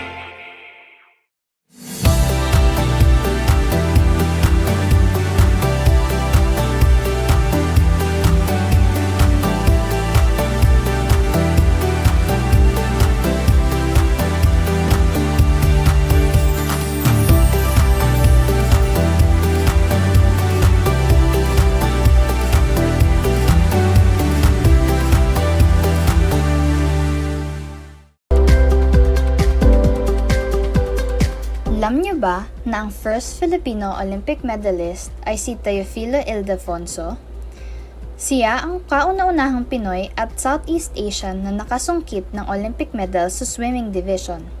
Tungong Pidig, Ilocos Norte, nagsimula siyang sumali sa mga paligsahan noong 1921 at nakaipon ng halos 100 medals. Noong World War II, nakipaglaban din siya sa mga Hapon at nakaligtas sa Bataan Death March. Ngunit binawian siya ng buhay sa Capas Concentration Camp at hindi na muli natagpuan ang mga labi nito. Alam niyo na, yan ang first Filipino Olympic medalist.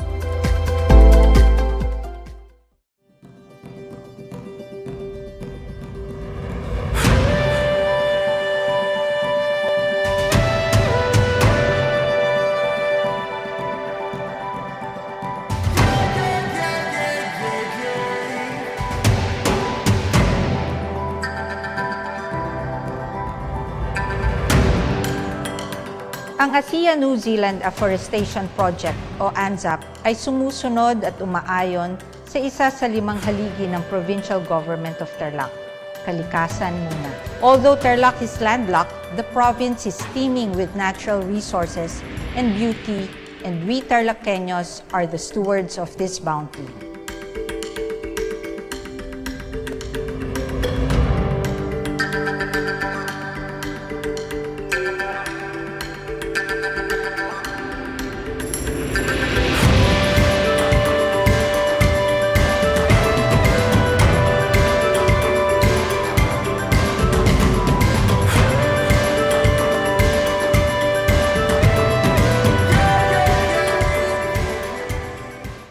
Ang Tagalog ay ang wika ng mga taga-Quezon, Batangas, Bulacan at ng iba pang katutubong nagsasalita nito. Ang Filipino ay ang pambansang wika batay sa tinadhana ng 1987 Constitution.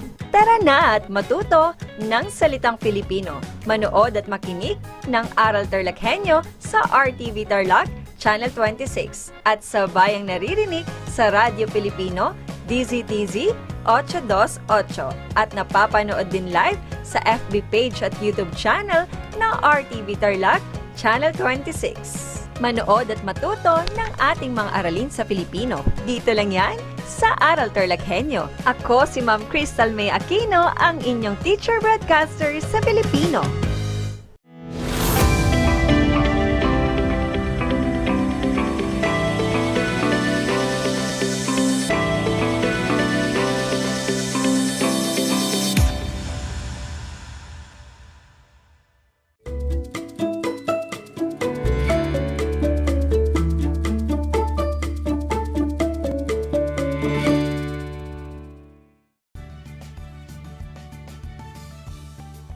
Araw mga bata, lalong-lalo na sa mga mag-aaral ng ikalimang baitang. Sumasa inyo ang Aral TarlakHenyo mula sa RTV Tarlac, Channel 26 at sa bayang naririnig sa DZTC 828 Radyo Pilipino Tarlac. Napapanood din tayo sa Facebook Live at YouTube channel ng RTV Tarlac, Channel 26. Nagagalak kami na makasama kayong muli sa isa na namang makabuluhang talakayan na tiyak na maghahatid sa inyo ng saya at kaalaman. Ako si Ginang Maria Katrina T. Manaloto, ang inyong teacher broadcaster, sumasahim papawid mula sa bayan ng Victoria para sa asignaturang Pilipino ng ikalimang baitang. Handa na ba kayo mga bata? Mabuti kung ganoon. Bago tayo magsimula sa ating mga gawain, mangyari lang na ihanda ang inyong learner's module, activity sheet, papel, o kwaderno at panulat. Handa na ba ang mga ito?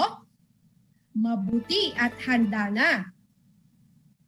Siguruhing nasa komportableng lugar at maayos na naririnig ang ating broadcast. Kumusta na kayo?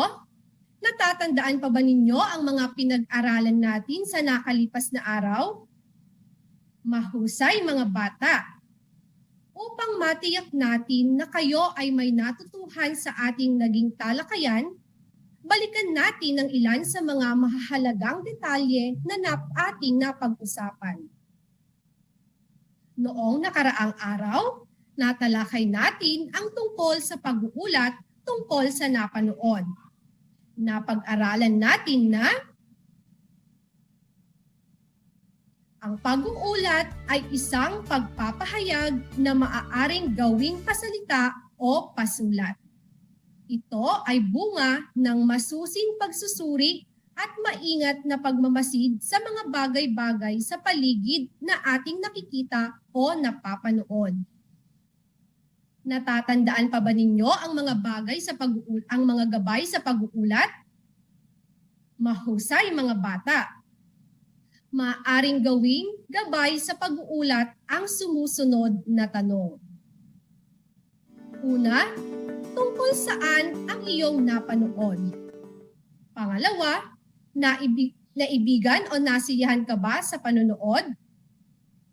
Pangatlo, anong mensahe o ideya ang nais iparating ng iyong napanood? Pang-apat, may natutuhan ka ba sa iyong napanood? Ano-ano ito? At pang-lima, mairerekomenda mo ba itong panoorin ng iba? Pangatwiranan ang iyong tugon. Ako ay natutuwa at natatandaan niyo pa ang inyong nakaraang aralin. Mukhang handa na kayo sa araw na ito.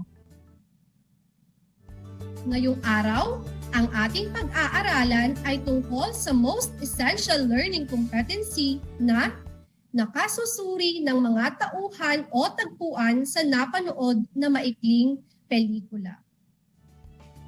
Halina't simulan na natin.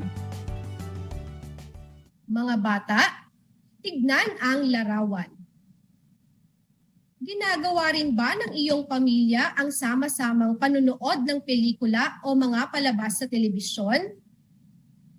Kung oo ang iyong sagot, mainam dahil nagiging mas masaya at nakagagalak ang panunood kung kasama natin ang buong pamilya. Gaano na karami ang pelikulang iyong napanood? Natatandaan mo pa ba ang mga tauhan at ang papel na kanilang ginagampanan sa bawat pelikulang iyong napanood? Mga bata, familiar ba kayo sa pelikulang The Amazing Private Benjamin? Mayroon ba sa inyo ang nakapanood na ng pelikulang ito? Kung oo, mahusay. Inaasahan kong masasagot ninyo ang mga katanungan ko tungkol sa pelikulang ito. At para sa mga hindi pa nakapanood nito, ang pelikulang The Amazing Private Benjamin ay pinagbidahan ng kilalang komedyanteng si Vice Ganda. Si Vice Ganda ay gumanap bilang si Benji Santos VIII. Sa kanyang pagganap ay mainam na ipinakita kung paano niya nilabanan ang diskriminasyon at panghuhusga ng ibang tao at maging ng kanyang sariling angkan. Kasama din sa mga pangunahing tauhan ang artistang si Jimmy Santos na gumanap bilang si Bino Santos VII. Siya ang gumanap bilang ama ni Benji Santos o ni Vice Ganda sa pelikula. Isa siyang ehemplo ng mabuti at mapagmahal na ama sapagkat bagkus sa kasarian ng kanyang anak at ikinahiya ito ng kanyang angkan, buong puso pa rin niyang tinanggap ang kanyang anak. Isa rin sa mga pangunahing tauhan sa pelikula ang artistang si Eddie Garcia na gumanap bilang Minister Marshal Benjamin Ben Santos VI. Siya ang gumanap bilang lolo ng pangunahing tauhan na si Benjamin. Kabilang din sa pangunahing tauhan si Derek Ramsey bilang si Brandon Estolas. Siya ay gumanap naman bilang ang taong napupusuan ng bidang si Benji. Ang pelikulang The Amazing Private Benjamin ay tungkol sa isang pamilya na may tradisyong magsilbi sa bayan bilang alagad ng batas o militar, ngunit sa kasamaang palad ay hindi niya magagampanan ito dahil siya ay isang bakla. Maluwag na tinanggap siya ng kanyang mga magulang, ngunit hindi ang kanyang lolo na general ng military. Sa isang hindi inaasahang pangyayari, ay nakidnap ng isang armadong grupo ang kanyang lolo na nagdeklara ang militanteng grupong ito ng isang pag-aalsa laban sa pamahalaan. Sagot sa suliraning ito, nanawagan ang pamahalaan sa lahat ng lalaki sa bansa na sumama upang labanan ang militanteng grupo. At bilang pamilya ng mga sundalo, inaasahang ang pamilya ni Benji ay sasali sa labanan, ngunit nag-alala si Benji dahil sa may sakit ang kanyang ama. Upang di mapahamak, napilitan si Benji na sumali sa laban. Yan ang istorya ng pelikulang The Amazing Private Benjamin. Naunawaan ba ninyo mga bata? Magaling! Bahagi na ng ating buhay ang panunood ng palabas sa TV o pelikula. Madalas sa ating panonood ay naiuugnay natin ito sa ating karanasan o kaya ay naisusulat natin ang mga pangyayari ito. May palabas o pelikula na malungkot, masaya, nakakatakot, pantaserye at may hango sa tunay na buhay na minsan ay nasasabi natin na ang mga eksena o kaganapan ay halos kapareha ng mga pangyayari sa iyong buhay. Minsan, tumatatak sa atin ang isang pelikula dahil sa mga tauhang gumaganap dito. Hindi mo makalimutan ang mga tauhan at mga eksenang napanood, kaya naman, puro papuri ang ipinupukol mong salita sa tuwing may magtatanong sa iyo tungkol sa pelikula. Mga bata, paano nga ba sinusuri ang tauhan at tagpuan sa isang pelikula? Ang mga tauhan ay isa sa mga elemento na dapat isaalang-alang sa panunood ng pelikula. Ang mga tauhan ay ang mga karakter na nagbibigay buhay sa isang pelikula. Kasama dito ang bida, kontrabida at mga suportang tauhan. Dahil dito, nangangailangan ng masusing pagsusuri ang pagkilala sa mga tauhan ng pelikula. Ang pagganap ng isang artista o tauhan ay kinakailangang may kaugnayan sa papel na kanyang ginagampanan. Ang bida ang pangunahing tauhan, sa kanya umiikot ang kwento. Ang kontrabida naman ang hadlang sa mga layunin ng pangunahing tauhan. Ang katangian ng isang tauhan ay may ilalarawan ayon sa kanyang kilos, iniisip, at pananalita sa pelikula. Samantala, maituturing na bilugang tauhan kung ang isang tauhan ay nagkakaroon ng pagbabago ang kanyang katangian o ugali sa pelikula. Maituturing naman na lapad o flat ang tauhan kung walang naging pagbabago sa kanyang pag-uugali o katangian. Samantala, mga bata, ang tagpuan naman ay tumutukoy sa lugar kung saan at kailan naganap ang mga pangyayari sa kwento o pelikula o palabas. Tandaan na sa pagsusuri ng mga tauhan ng anumang uri ng pelikula, maikli man o ganap ang haba, mayroon tayong dapat na isaalang-alang tulad ng sumusunod. Una, kaangkupan ng tauhan sa papel na ginagampanan. Ito ay kung malinaw ba ang pagganap ng mga tauhan o artista sa maikling pelikula. Pangalawa, pagiging makatotohanan sa pagganap sa mga kilos o reaksyon. Ito naman ay kung makatotohanan ba ang kanilang pagganap sa kanilang mga papel. Angkop ba ang mga kilos at galaw ng mga tauhan o artista sa pelikula? Pangatlo, pagsasabi ng maayos at maliwanag sa dialogo. Ito naman ay kung naiintindihan ba ng mabuti ang sinasabi ng mga tauhan. At panghuli, kaangkupan ng pisikal na anyo sa papel na ginagampanan. Ngayon mga bata, alamin natin kung ito ay inyong naunawaan sa pamamagitan ng isang gawain.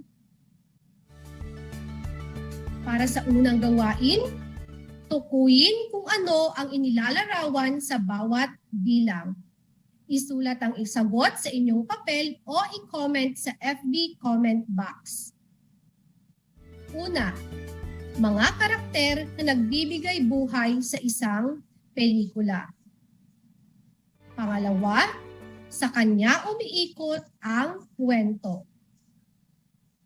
Pangatlo, ang hadlang sa mga layunin ng pangunahing tauhan. Pang-apat, maituturing na patlang ang isang tauhan kung nagkakaroon ng pagbabago ang kanyang katangian o ugali sa pelikula.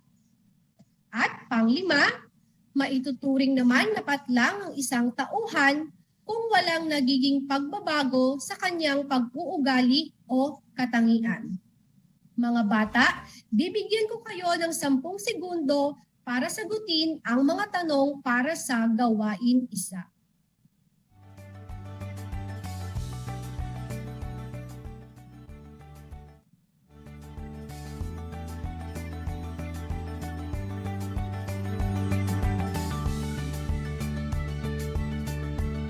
Alamin natin kung nakuha ninyo ang tamang sagot.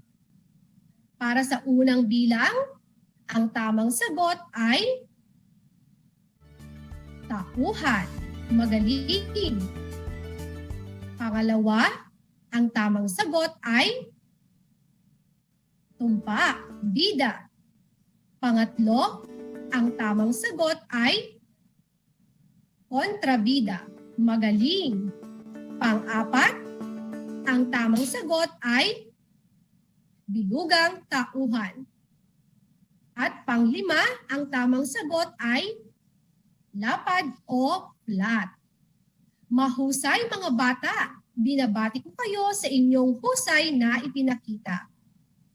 Halina sa ating susunod na gawain. Para sa gawain 2, iguhit sa inyong papel o i-comment sa FB comment box ang masayang mukha kung tama ang isinasaad sa pangungusap at malungkot na mukha naman kung mali. Una, sa pagsusuri ng tauhan sa isang pelikula, nararapat na angkop ang papel na ginagampanan ng bawat artista o tauhan. Ang tamang sagot ay magaling, masayang mukha. Pangalawa, sa pagsusuri ng tauhan, kilalanin lamang kung sino ang bida. Ang tamang sagot ay mahusay mga bata, malungkot na mukha. Pangatlo, sa pagsusuri ng tauhan, Mahalaga din ang kaangkupan ng pisikal na anyo sa papel na ginagampanan. Ang tamang sagot ay tumpak, masayang mukha. Pang-apat, ang mga katangian ng isang tauhan ay mailalarawan ayon sa kanyang itsura. Ang tamang sagot ay mahusay, malungkot na mukha. At panglima, sa pagsusuri ng tauhan, mahalaga ding suriin kung angkop ba ang mga kilos at galaw ng mga tauhan o artista sa pelikula. Magaling mga bata, masayang mukha. Mahusay mga bata, binabati ko kayo sa inyong husay na ipinakita.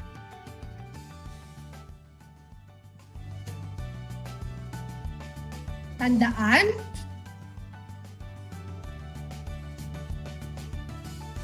sa pagsusuri ng mga tauhan ng anumang uri ng pelikula, maikli man o ganap ang haba, mayroon tayong dapat na isaalang-alang tulad ng sumusunod. Una, kaangkupan ng tauhan sa papel na ginagampanan. Pangalawa, pagiging makatotohanan sa pagganap sa mga kilos o reaksyon. Pangatlo, pagsasabi ng maayos at maliwanag sa dialogo. At panghuli, kaangkupan ng pisikal na anyo sa papel na ginagampanan.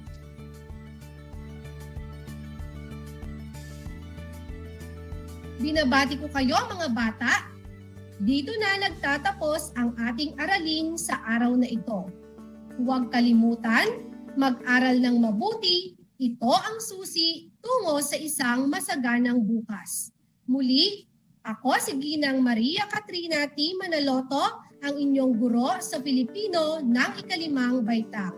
Hanggang sa muli, paalam!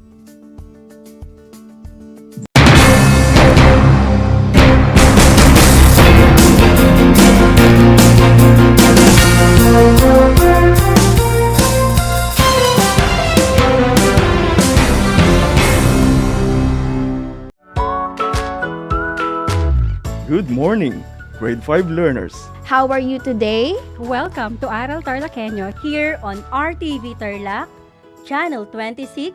Simulcast over